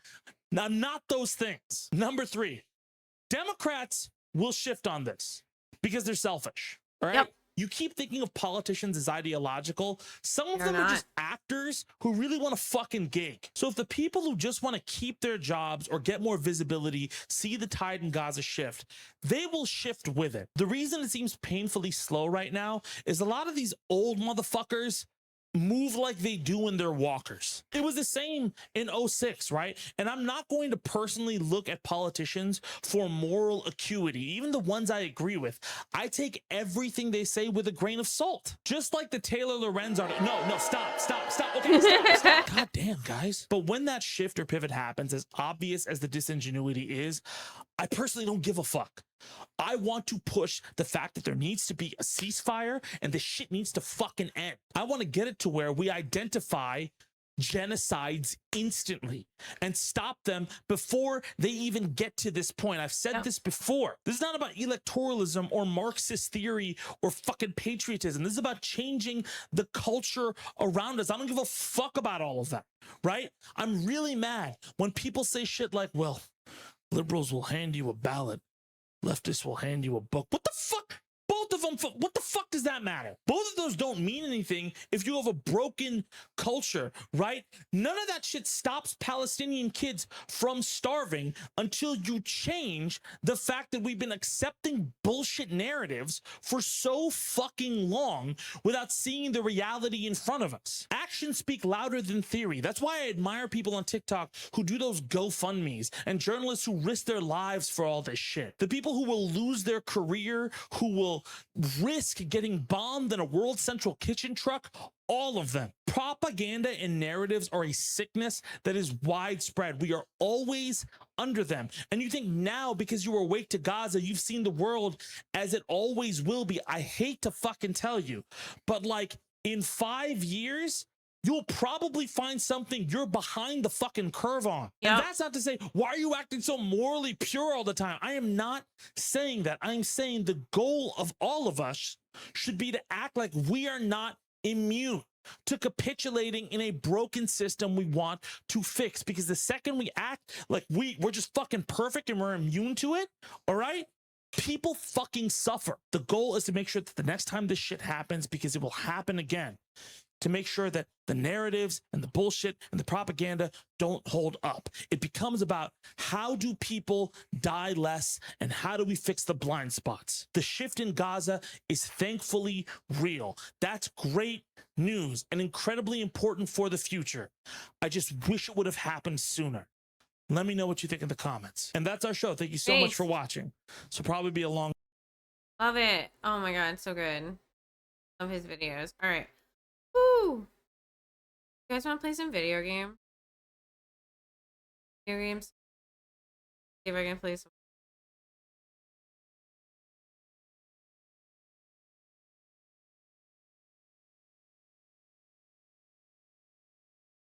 Trying to think.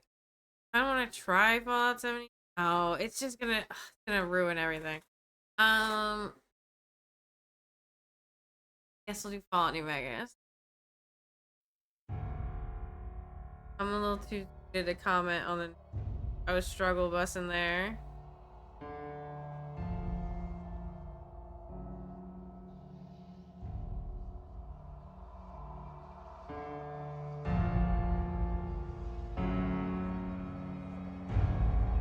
Okay, I'm gonna hit the lights. Oh wait, hold on. Yes.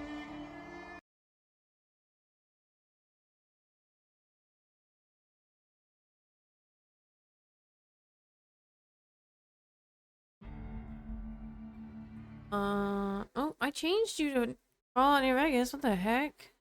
What the hell? The helly? I was, in my neighborhood, somebody's getting their roof done, and the people that were doing the roof the other day, they did that exact thing. They were like, what the hell? What the helly? And I was like, oh my god, that's great. Alright, we're all playing. Game. Fallout New Vegas. Click into the tab. Oh, there. Alright. Hopefully you guys can see the game. Yeah. Alright, cool. Doesn't look like I have to make anything bigger or smaller. No. Okay. Gonna hit the light.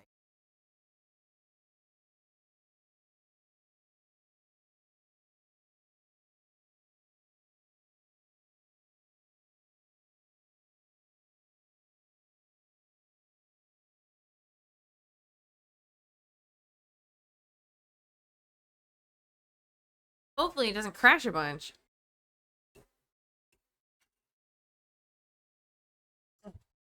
The controller.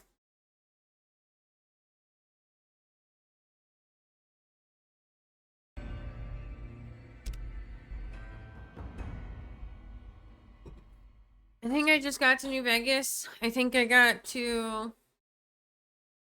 in the middle of trying to befriend the Kings or go talk to the Kings or something like that. Oh, did it already freeze?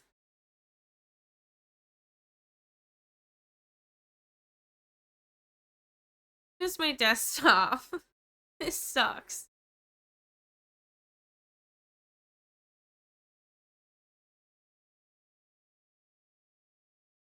Did I click into something? What did I do? Not responding. Great.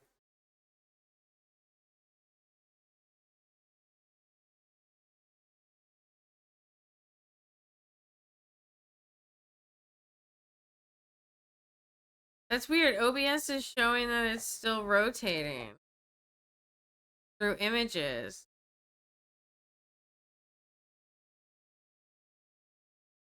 That's really weird. I can't get my mouse back.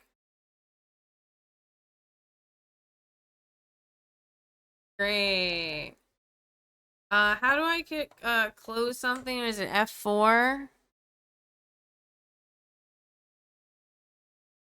Close the program, yeah. Eat.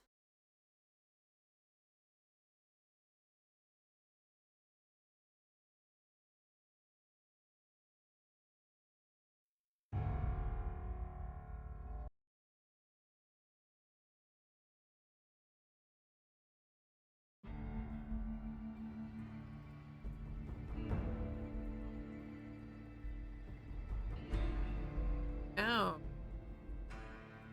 Oh, it's already not responding?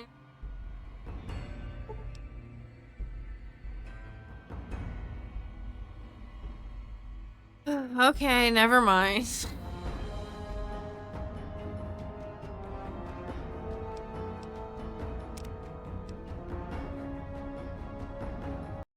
Oh, there's my mouse. Okay, hold on. We might be back in business. Oh, wait, I had to move the screen.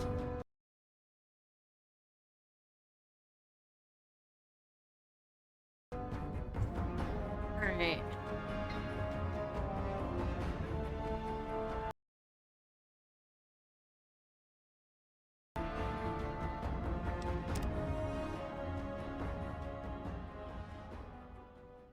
Look.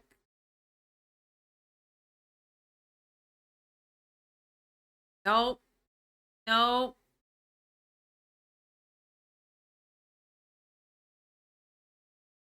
This sucks. Back to videos, I guess. Back to commentary.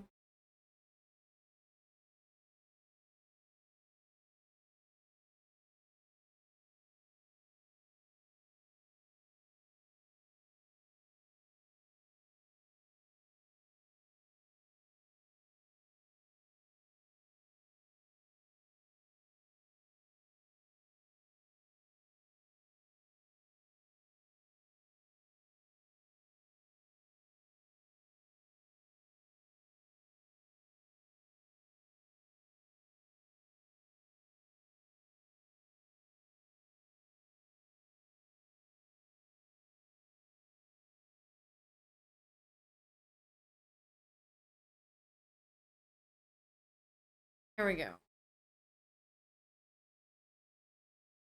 This 2-hour RFK Jr. cage match he just had with very angry Democrats on live TV. Because today, RFK Jr. sat down before the Senate Finance Committee to answer questions about everything that he's done and is doing as Secretary of Health and Human Services. Right, and the last time he was sitting before this committee, it was January for his confirmation hearing. And there, he was able to squeeze through because he was able to calm concerns from some of the skeptical Republicans that he would threaten vaccines. Right, with him repeatedly saying in written answers to their questions, if confirmed, I will do nothing as HHS Secretary that makes it difficult or discourages people from taking vaccines. Well, since then, although he would dispute this, critics say that he has unequivocally broken that promise. Right? I mean, it would take too long to go through everything he's done, but to name just a few things, he fired every member of a key vaccine advisory panel and replaced them with anti-vaxxers and vaccine skeptics. He pulled FDA authorization for the COVID vaccines for anyone who's not unhealthy or a senior. He cut $500 million in grants for mRNA vaccine research. Under his watch, roughly a quarter of the entire health department, or some 20,000 people, either accepted offers to leave or were fired. He fired the CDC director after she refused to step down, prompting 3 more top officials to resign and protest. And now, not only have 9 former CDC directors signed an open letter accusing RFK of endangering public health, yesterday over 1,000 current and former HHS staff said the same thing and called on Trump to fire him. So when the Senate committee hearing kicked off today, Kennedy had quite a lot to answer for. And, you know, right off the bat in his opening statement, he claimed to have overseen the busiest, most proactive administration in HHS history. In just half a year, Well, that was a lie. we've taken on food dyes, baby formula contamination, the grass loophole, fluoride in our drinking water, gas station heroin, electronic cigarettes, drug prices, prior authorization, information blocking.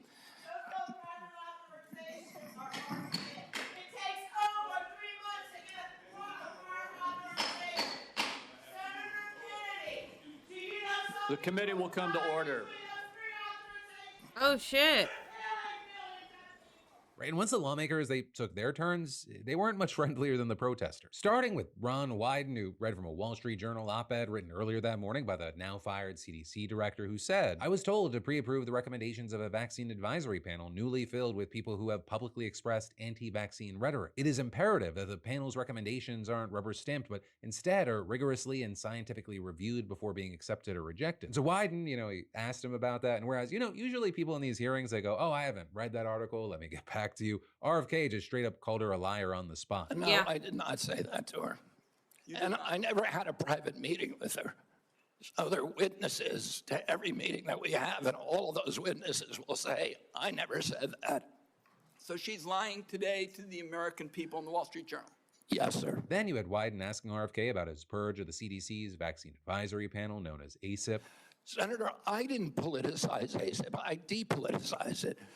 The Congress has been investigating ACIP. All over the country, Mr. Secretary, scientists and doctors are saying otherwise. They're all wrong, too. They're all lying, according to you. The scientists and doctors are supporting me all over the country. There is division on opinion. I don't get letters from thousands of people who are not political saying that this set of changes is going to damage American healthcare, and particularly these healthcare agencies, for decades to come. I don't get any letters from people saying, hey, this is going to make a big difference forever. Maybe you're listening to a selective group of people. Well, you get me. Yeah, and I will. Fine. I will tell you what, Senator. I will put my mailbag against your mailbag any day of the week. But before they could schedule a time for some hot mailbag on mailbag action, Senator Michael Bennett took the mound, and for a minute they seemed confused about who was pitching and who was batting. Are you saying that the mRNA vaccine has never been associated with myocarditis or pericarditis in teenagers? I am simply. Is that what you're trying to tell us? I am simply trying to say that the people that you have put on that panel, after firing the entire... You're evading the question. No, I'm asking the questions here, You're Mr. evading Kennedy. that question. I'm asking the questions, Mr. I asked Kennedy. you a question. I'm asking the questions for Mr. Kennedy on behalf of parents and schools and teachers all over the United States of America who deserve so much better than your leadership. That's what this conversation is about, Mr. Chairman. Senator, they deserve the truth, and that's what we're going to give them for the first time in the history of that agency. Next, you had Mark Warner, who took a different approach and just tried to establish what he called basic facts. Do you accept the fact that 1 million Americans died from COVID? I don't know how many died. You're the Secretary of Health and Human Services. You don't have any idea how many Americans died from COVID? I don't think anybody knows that because there was so much data chaos. Do you think the vaccine did anything to prevent additional deaths? Again, I would like to see the data and talk about the data. You have had this job for 8 months, and you don't know the data about whether the vaccine saved and lives? that's the problem, is that they didn't have the data. Then you had Elizabeth Warren grilling him about whether he's made it harder for people to get vaccinated, which, by the way, experts generally seem to agree is true. I mean, just limiting the FDA's approval for the COVID shot alone is expected to disrupt insurance coverage, discourage doctors from prescribing it, and make it harder to find it at pharmacies, which is also why we're already seeing reports that some people are struggling to get appointments for vaccination this fall. So Warren, she sparred with him over this and eventually called in reinforcements from Bernie Sanders. Most Americans will be able to get it from their pharmacy The question is everyone who wants it. That was your promise, No, Mr. I didn't. Kennedy, I never mine. promised that I was going to You didn't recommend promise- products with which there is no indication. When you said... And I know you've taken $855,000 from pharmaceutical companies, Senator. Every single Republican, I don't mean to be political here, Mr. Chairman, has received PAC money from the pharmaceutical industry. Are they all corrupt as well? And I'm telling you, the American Heart Association has been co-opted by the food Everybody but you, Senator. But you know what? When you ran for president, we have a corrupt campaign finance system. Maybe you will agree with me on that. I'm saying that the pharmaceutical industry is a greedy institution which is charging us the highest prices in the world. They are pervasive. But to suggest that every institution, the AMA, the pediatrics people, is corrupt because they disagree with you is an insult to the It's not, American people. listen, people disagree with me all the time. But then finally, we should talk about Kennedy's reception from the Republicans. In part because, most of them just threw him softballs, asking him open-ended questions like, what are you doing to make America healthy again? But there was one in particular who was clearly unhappy with what he's seen from RFK and HHS so far, and that's Bill Cassidy. And a key thing with Cassidy is, yes, he's on the Finance Committee, but he's also on the committee that oversees HHS. He's a licensed physician, and he is a supporter of vaccines. And a big thing is that when RFK was being confirmed back in February, Cassidy was the most visible holdout, and he only agreed to vote for Kennedy after getting several promises from him. Namely, that he'd work within current vaccine approval and safety monitoring systems, accept recommendations from the Vaccine Advisory Panel, and work closely with Cassidy himself on health policy. And so when Cassidy stepped up for his turn, he made his dissatisfaction very, very clear. Mr. Secretary, do you agree with me that the president deserves a Nobel Prize for Operation Warp Speed? Yeah, absolutely, Senator. That was phenomenal. Let me ask you, but you just told Senator Bennett that the COVID vaccine killed more people than COVID. Wait, that was a statement. I did not say that. It also surprises me because you've canceled, or HHS did, but apparently under your direction, $500 million in contracts using the mRNA vaccine platform that was critical to Operation Warp Speed. You've called for, and rightly so, that we should restrict participation.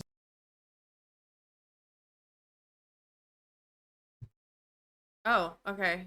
I guess my mic was out. How many more days is this gonna go on for? Like, is it just today he's getting roasted on, or is it gonna be the next few days? Participation in agencies for those with conflict of interest. What I am concerned about is that many of those whom you've nominated for ASIP have received revenue as serving as I hope expert forever. witnesses for plaintiffs' attorneys. He gets so red. He's so agitated. Suing vaccine makers. That actually seems like a conflict of interest. Real quickly, do you agree with that? No, I don't. I would say effectively we're denying people vaccine. Senator Cantwell. You're wrong. And so, yeah, that was the hearing, essentially. It's unclear if anything productive actually came from it all, but at the very least, it happened.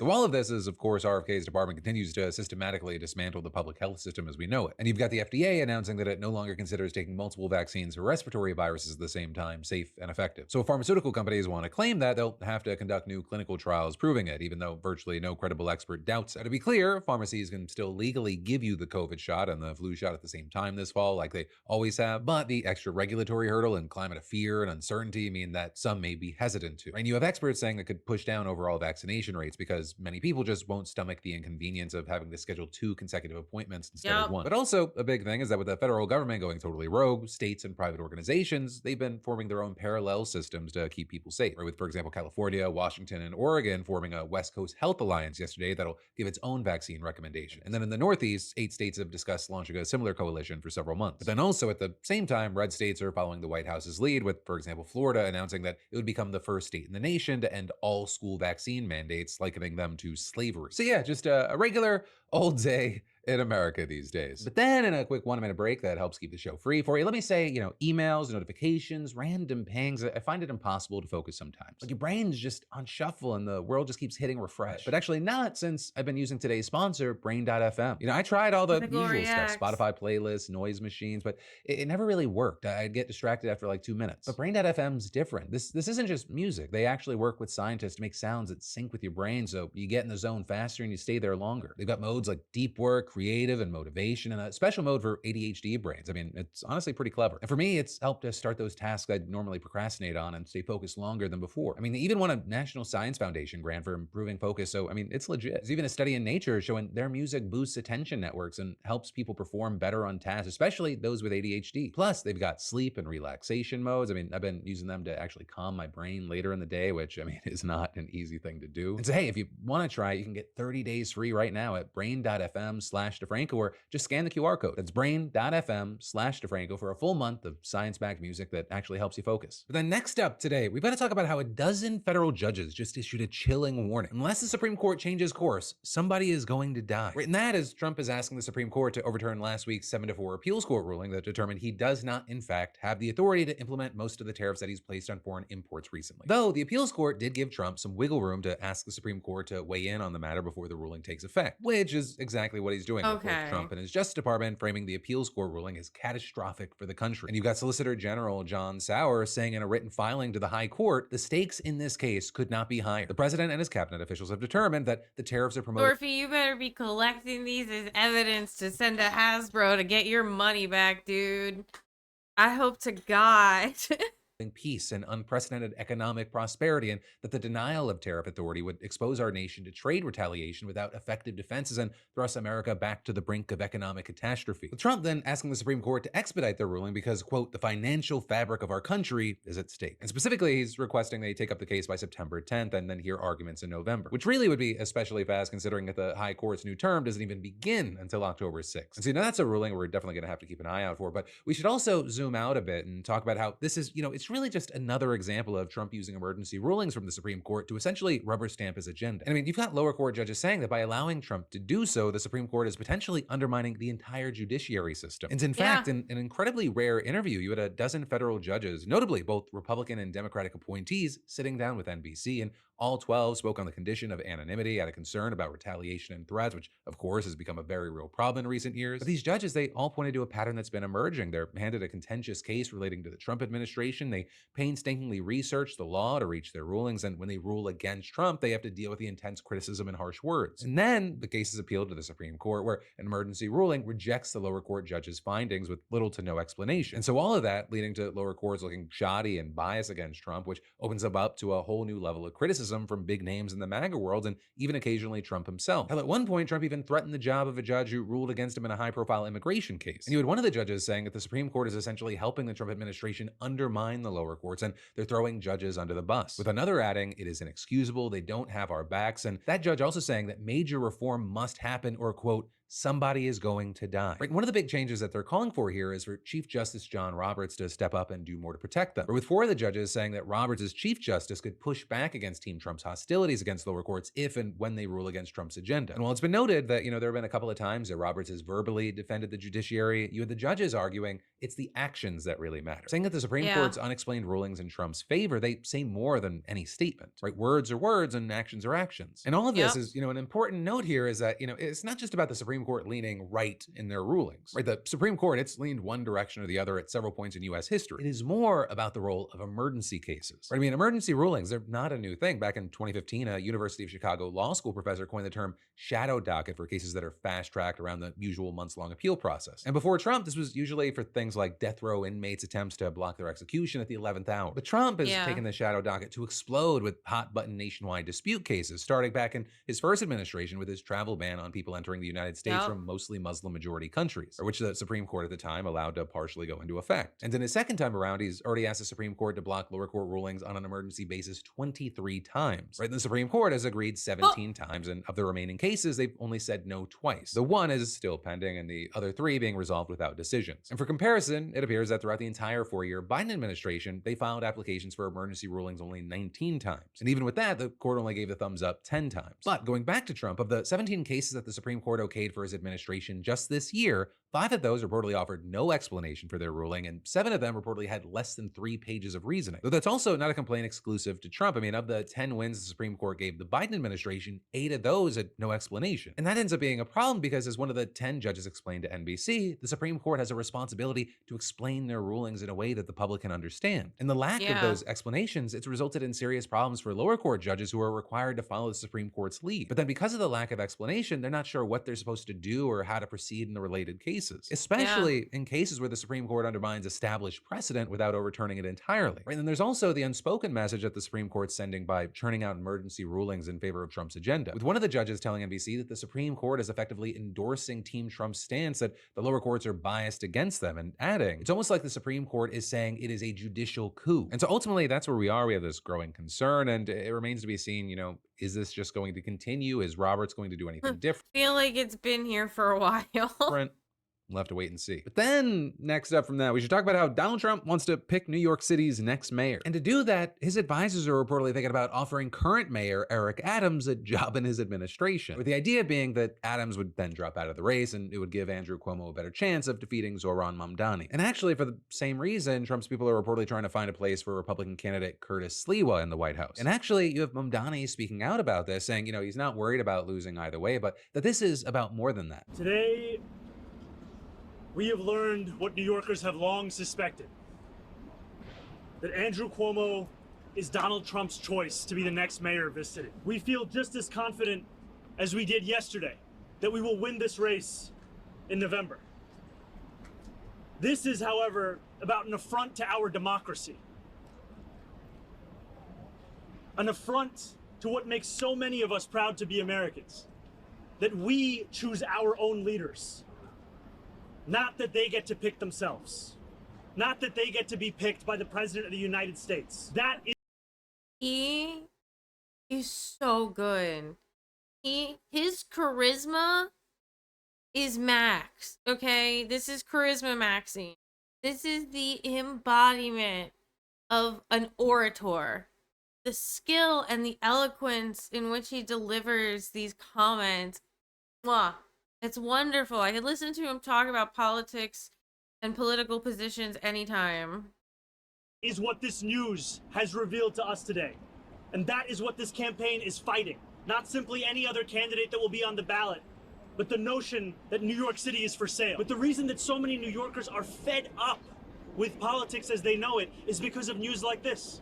Backroom deals, corrupt agreements, all of which serve to increase the sense of disaffection and despair as it pertains to how people feel about politics across this country. Now, with all that, I'll say Adams and Sliwa, they've denied speaking with the president or receiving a job offer. Adams also claiming he has no plans to exit the race, but also saying he wouldn't discuss any private conversations he might have had. Though the specifics of the wordings in the situation probably matter, as you have the New York Times suggesting that intermediates for Trump have been in touch with associates of Adams, with one source saying the administration's been looking into making Adams an ambassador. Also, someone else telling Politico that he's actually already been offered a position at the Department of Housing and Urban Development. But also notably, let's say, even if all that isn't true, you have people saying that Mamdani's point about backroom deals and corrupt agreements, they still stand, right? Adams, he became mayor in 2022, and last September, after a years-long investigation, prosecutors charged him with conspiracy, bribery, and other crimes, saying that he had, 1, accepted more than $100,000 in flight upgrades and airline tickets, 2, pressured the city's fire department to sign off on the opening of a new high-rise Turkish consulate building despite safety concerns, and 3,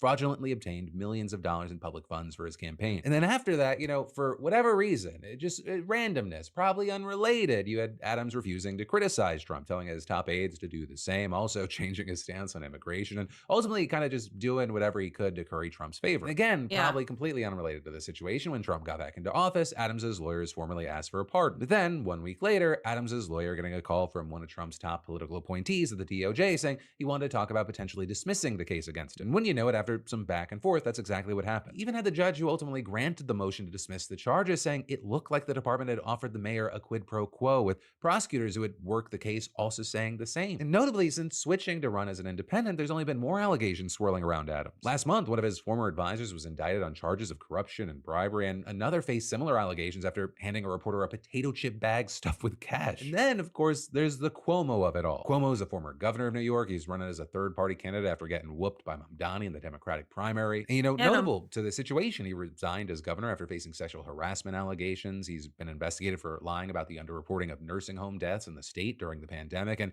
he may be more than willing to accept help from Trump than he's let on. In fact, it's actually been reported that he spoke to Trump on the phone about the race, though I will say both men have denied that. Also, more recently, in private, Cuomo has told business leaders that he doesn't want a combative relationship with Trump, and he's told wealthy Hamptonites at a fundraiser that he actually expected Trump would ultimately help him win the race. So again, he has since denied that, saying in an interview yesterday that it would actually make more sense for Trump to support Mamdani. And actually, to be fair, that does seem to be the prevailing view among many Republicans who do think that, in fact, that they could use Mamdani as a sort of socialist boogeyman to shape elections around the country. And actually connected to that, as far as Trump's talked about this publicly, back in July, after basically claiming that Mamdani immigrated to the U.S. illegally and even threatening to arrest him if he interfered with immigration enforcement in the city, you had him saying, "I'm not going to let this communist lunatic destroy New York," which you could, one, see as an example of how they would want to use the situation and constantly kind of make him the lightning rod for attacks. So this also is, too, there have been reports saying he is genuinely trying to find another candidate that has the best chance of defeating it. And then actually beyond that, you have New York real estate moguls, developers, and billionaires seemingly all teaming up to do whatever they can to stop Mamdani. And backing Cuomo, it seems like their best bet. Because Mamdani, I mean, he's generally been leading the polls with anywhere from around 30 to 40% of the vote. Whereas Cuomo's support, it's been hovering in the low to mid 20s. Sliwa, he's been in the teens, and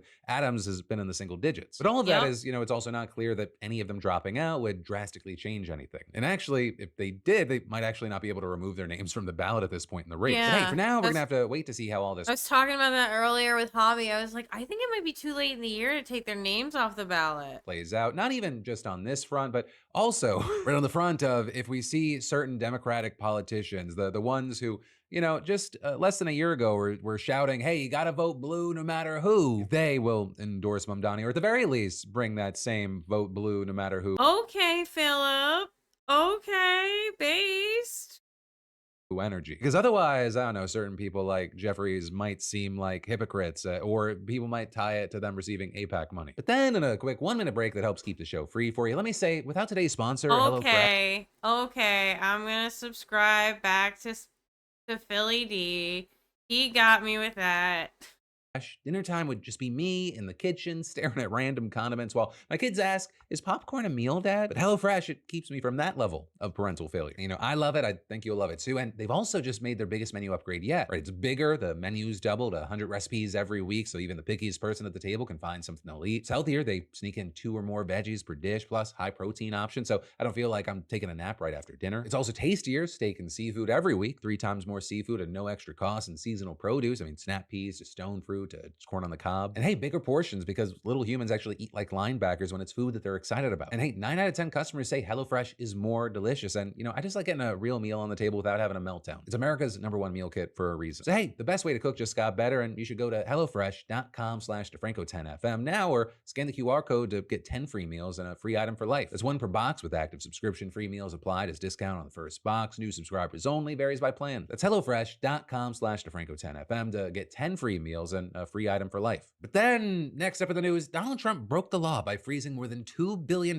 in research funding for Harvard University. That is what a federal judge just ruled, saying that the White House violated Harvard's First Amendment rights, and this is huge. But the judge also telling Trump that he can't block any of the school's federal research funding, quote, in retaliation for the exercise of its First Amendment rights or on any purported grounds of discrimination without compliance with the terms of Title VI, which is the law prohibiting discrimination on the basis of race, color, national origin, and programs and activities that receive federal financial assistance. And that matters here because Trump's supposed justification for pulling Harvard's funding included the claim that there was rampant anti-Semitism and discrimination against Jewish and Israeli students on campus. Right back in April, the Trump administration sent the school a letter telling it that if it wanted to keep its funding, it had to deal with that, demanding that it change its admissions and hiring policies and end DEI programs, among other things. But then Harvard, they refused, and within hours, the White House announced that it would begin cutting off funding. So the school sued a week later, and since then, this lawsuit has just been one part of a much bigger battle. With Trump trying to bar international students from attending, threatening the university's accreditation and tax-exempt status, and even cutting off more funding to the school. And a huge thing is that all of this is other Ivy League universities, including Columbia, Penn, and Brown, have made deals with the White House to avoid punishment. But then with all of this, it feels very important to go back to the anti-Semitism, or at the very least, the supposed anti-Semitism of it all. Because while the judge said that Harvard has had serious issues with anti-Semitism, Trump's funding freeze, it was illegal, and a review of the administrative record makes it difficult to conclude anything other than that the defendants use anti-Semitism as a smokescreen for a targeted, ideologically motivated assault on this country's premier universities, and saying we must fight against anti-Semitism, but we equally need to protect our rights, including our right to free speech, and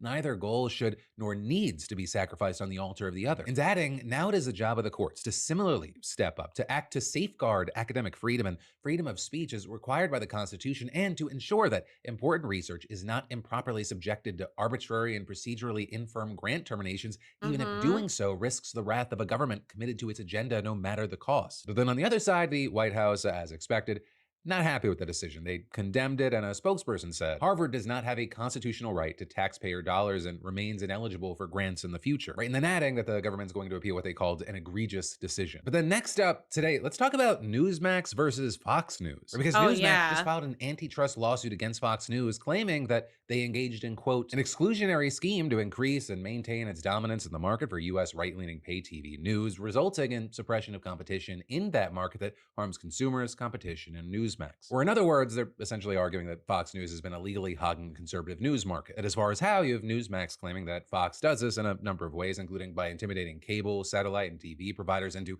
exclusionary contracts, and saying Fox leverages this market power to coerce distributors into not carrying or into marginalizing other right-leaning news channels, including Newsmax, and alleging that Fox will actually force distributors into unfair terms and impose financial penalties on them if they carry Newsmax and others in their standard cable packages. Right? Notably, this suit was filed in Florida, and it claims that Fox's misconduct, it goes beyond just these contracts. With Newsmax saying that ever since its cable channel began, it's actually faced threats and smear tactics. Wonder which judge is gonna get it. I wonder if it's gonna be Eileen Cannon.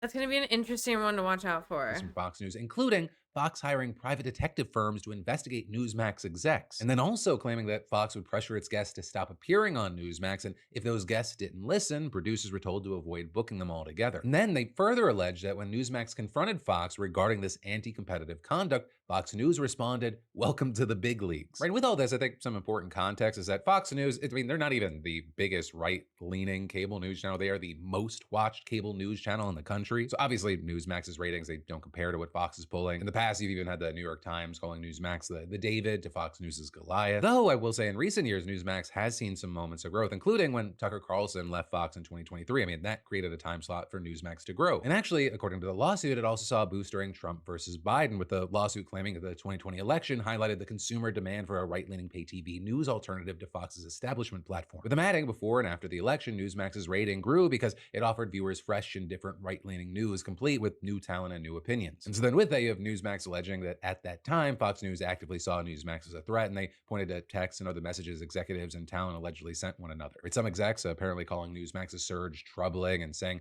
we are on war footing, others claiming that they were more worried about competition from Newsmax than giants like CNN and MSNBC. And that's when Newsmax claims Fox began a coordinated campaign to suppress it and other right-wing news outlets, with Newsmax adding that campaign has cost them revenue, growth, and advertisers. So now they're asking for a court to stop Fox from trying to maintain a monopoly and for some monetary damages as well. Though as far as Fox, they've slammed this lawsuit, saying Newsmax can't sue their way out of their own competitive failures in the marketplace to chase headlines simply because they can't attract viewers. So this is definitely going to be an interesting one to watch, not just because, you know, the girls are fighting, but also because it highlights the cracks and the breaks that we've seen in kind of MAGA media world. Or we've seen it pop up with certain personalities and certain kind of alt news organizations online, but this is a big mainstream one. But then next up, you've got the news that Texas is about to dramatically expand its abortion ban. Right? They already have one of the strictest laws on the books, banning abortion as early as 6 weeks and allowing private citizens to sue doctors or anyone who helps facilitate an abortion. But now this new proposal, which was passed by the state Senate yesterday and is expected to be signed by Governor Greg Abbott soon, it goes way beyond that. Specifically, the bill will make it so that private citizens can sue any individual or company that manufactures, distributes, transports, delivers, or mails abortion pills to or from Texas. And that's regardless of whether a woman actually even takes an abortion pill. In fact, according to reports, pharmaceutical companies that make the drug could be held liable, as could delivery services like FedEx and UPS. And during debate in the Texas House, the Republican who wrote the bill even said that a parent of a pregnant minor could be sued for obtaining the pill for their child, or even just calling a clinic outside of Texas to ask about mail order pills. Now, notably here, like Texas's current law, women who end their pregnancies can't be sued, nor can doctors who perform abortions in emergency situations. But even if they can't sue the woman, anyone can still bring a lawsuit against facilitators, regardless of whether they have any connection to her. And also, if they're successful, the defendants would be required to pay as much as $100,000 in damages. But only the pregnant woman herself, the man who impregnated her, and direct relatives of the fetus, they would be able to get the full $100,000. Anyone else, they'd be able to pocket $10,000, with the remaining $90,000 going to charity. Though there are also limited exceptions, like a man who impregnated a woman through sexual assault, he wouldn't be eligible for damages, but it's also unclear how that would be enforced. Then it looks like Sydney Sweeney's controversial Good Genes campaign has been insanely good for American Eagle. And in fact, you now have the company saying they're going to do more work with Sweeney later this year. Because while there was some backlash of people saying that it was kind of dog whistly or it was promoting eugenics, genes are passed down from parents to offspring. Everybody talks about it. Traits like news is news anymore. It doesn't matter if it's bad news or good news. It's all front page news. That's all it is. Outrage is still #1. It's like the thing that gets the most clicks now. People don't want to look at happy, funny videos of kittens. They want to be mad about shit. hair color, personality, and even eye color. My genes are blue. Sydney Sweeney has her genes. news. It appears that, some people loving it, some people hating it. Any publicity is good publicity because American Eagle stock soared 30% as of this morning after the brand released a strong earnings report and claimed that Sweeney's campaign was largely the thing. With American Eagle's CEO saying during an earnings call that because of the ads, the company experienced record-breaking new customer acquisition and brand awareness. Though it also wasn't just Sweeney. The clothes maker also said that the boost in customer awareness, engagement, and comparable sales was also driven by a new collab with Travis Kelce and the lifestyle brand True Colors, a project that also very notably was launched just one day after the news of his engagement to Taylor Swift was made public. And in fact, you had American Eagle reporting that its customer count was up more than 700,000 since the launch of the campaigns, which together have generated 40 billion impressions. And so with all that, you had the chief marketing officer telling investors, Sydney Sweeney Has Great Genes is not going anywhere. Sydney will be part of our team as we get into the back half of the year, and we'll be introducing new elements of the campaign as we continue forward. And with that, it brings us to the end of this video. You've got even more just a click away. You got my newest podcast right here with free speech attorney Ari Cohn. We actually just finished everything up right before today's show. That is actually where I'm going to end it tonight because these joints hit me harder than a train. Hit me harder than a plane into a tower. So I'm going to go inside and drink some water. But I will be back tomorrow. Hopefully I can get maybe more stuff working or maybe less stuff will work. Who knows? But I will see you guys later.